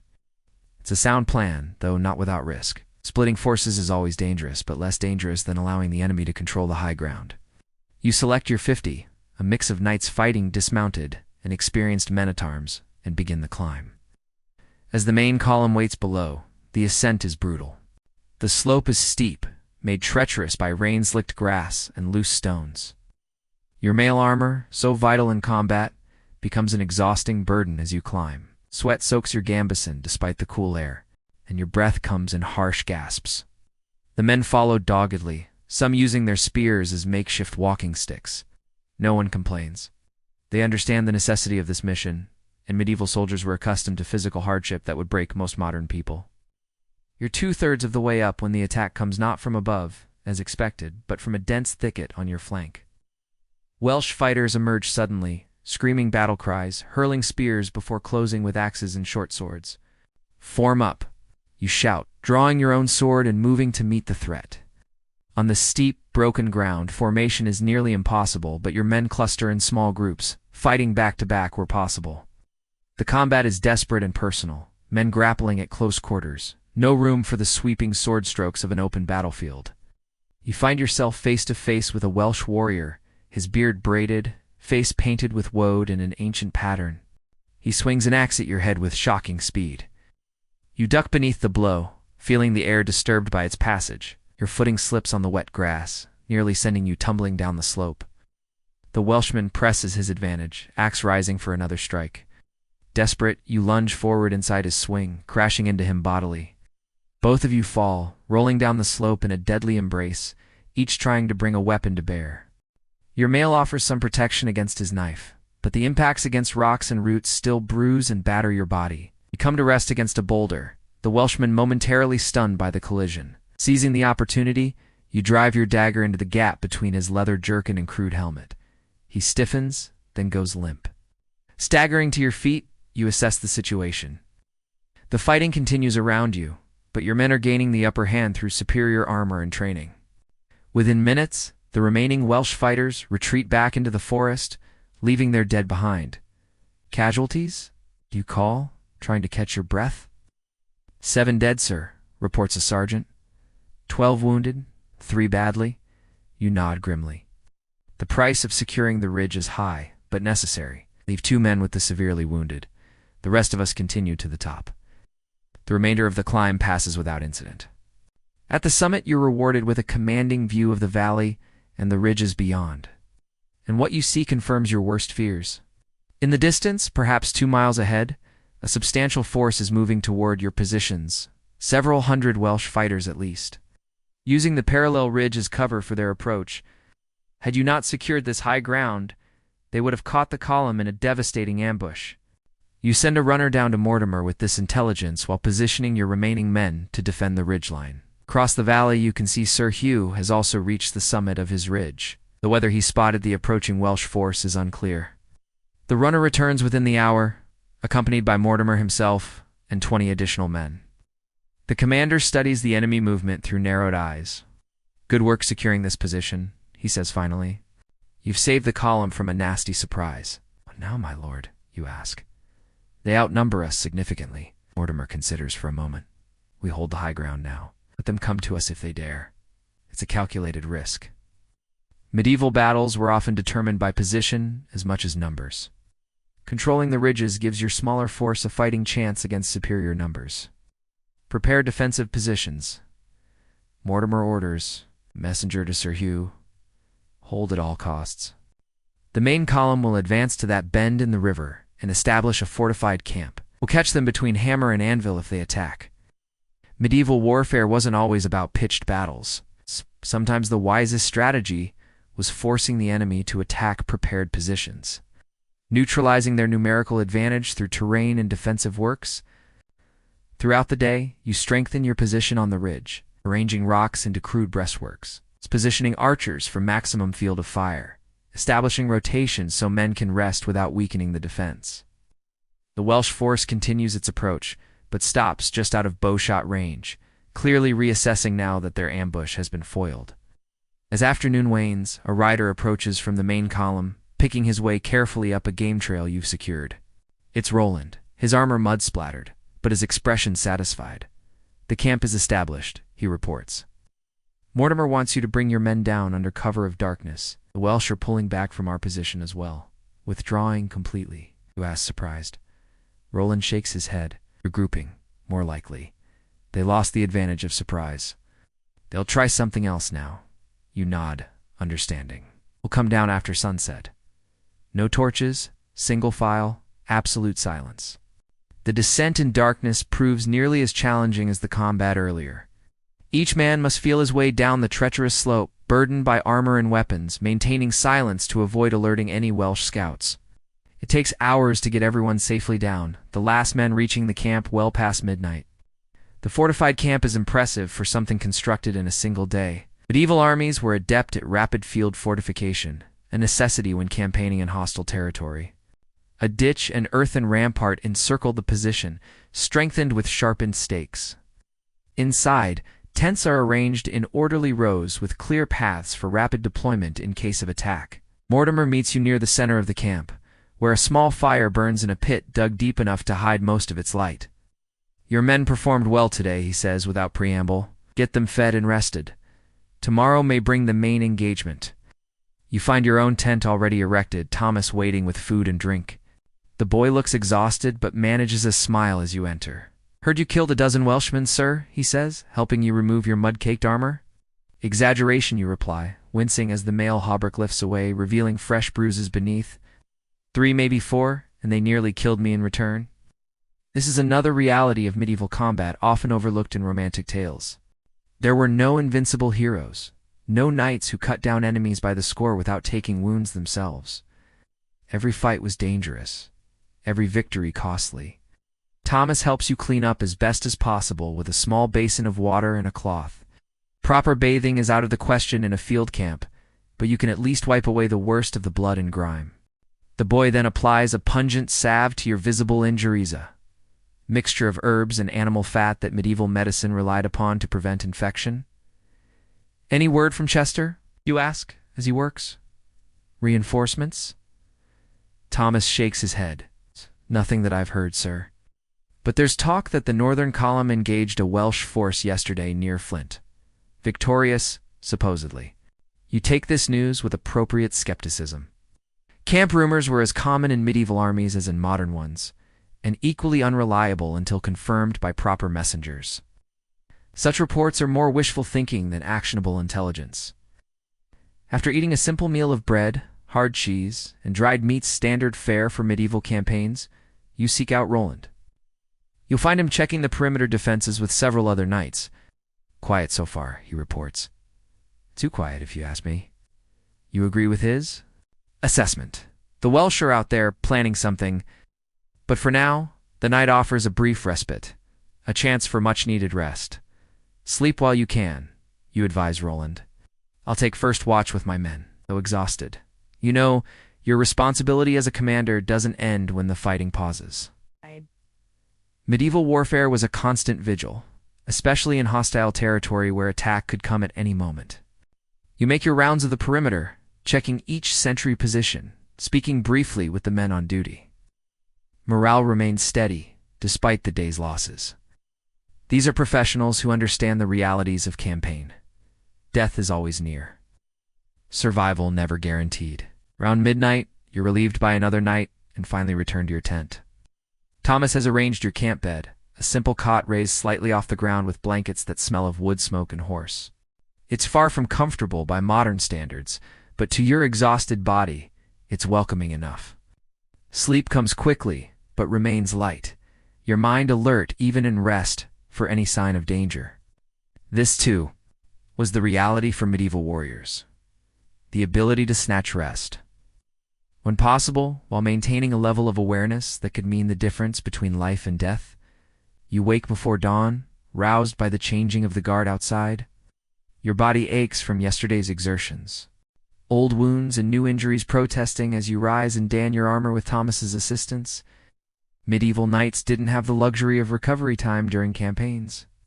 You fought while injured, each new hurt, adding to the collection until battle, disease, or age finally claimed you.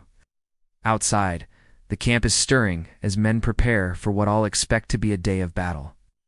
Cooking fires glow in their deep pits. The smell of porridge, simple filling campaign food, fills the air. Knights gather in small groups, discussing strategy or simply enjoying a moment of camaraderie before the killing begins again. You find Mortimer with his captains, studying a crude map spread on a camp table. He looks up as you approach, his expression grim but determined.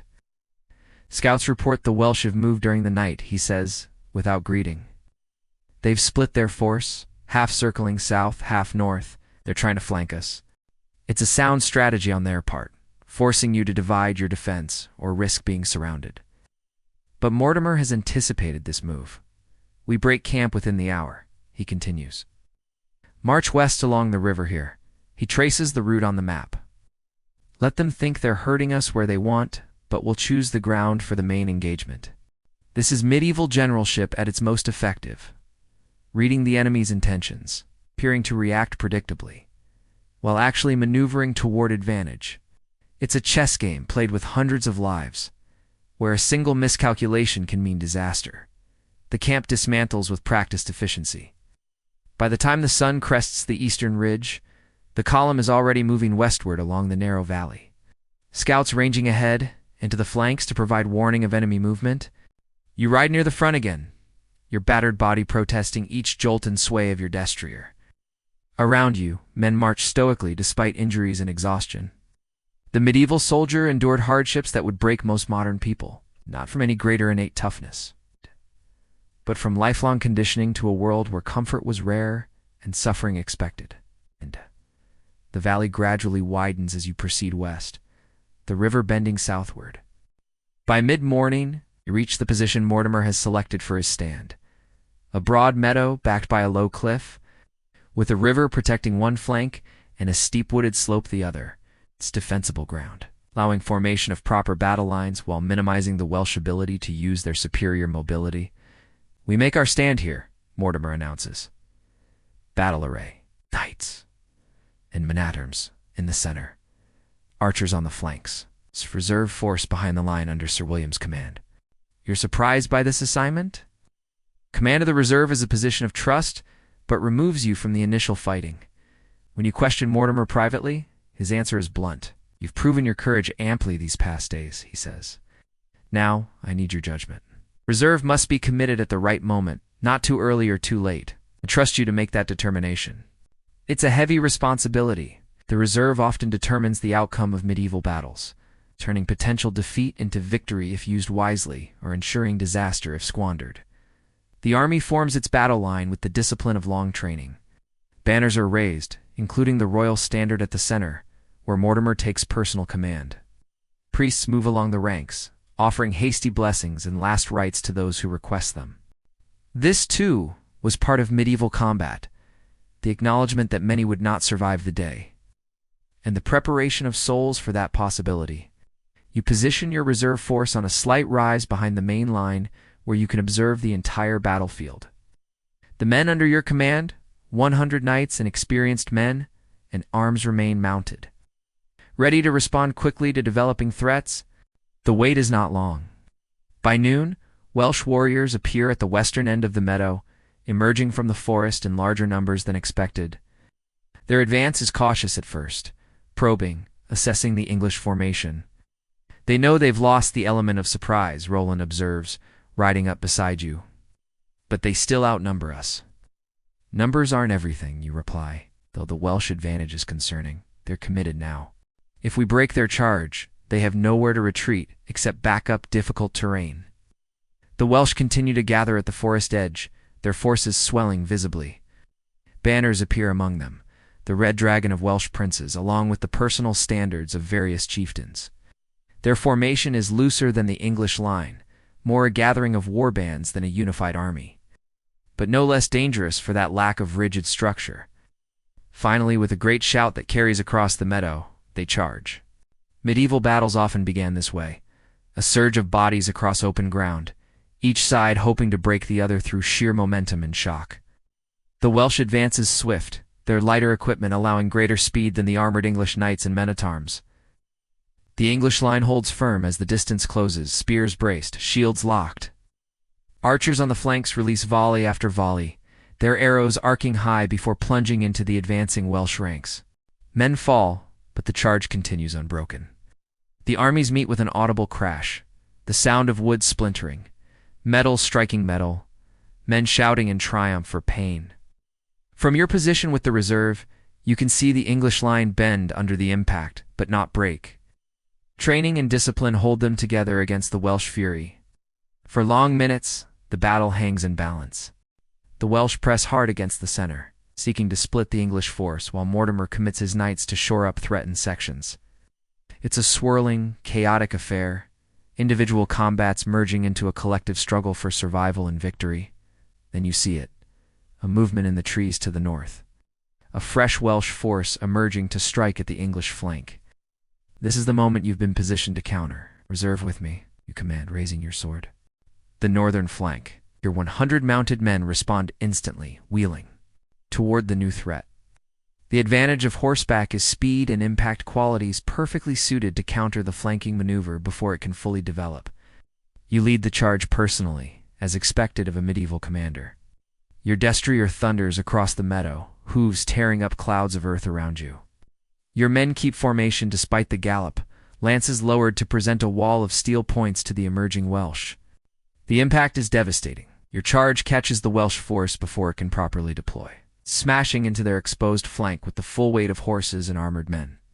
Lances pierce shields and bodies, driving deep into the Welsh formation before breaking. Without pausing, knights draw swords to continue the slaughter. The flanking maneuver collapses under this counterattack, Welsh warriors falling back in disorder towards the protective tree line.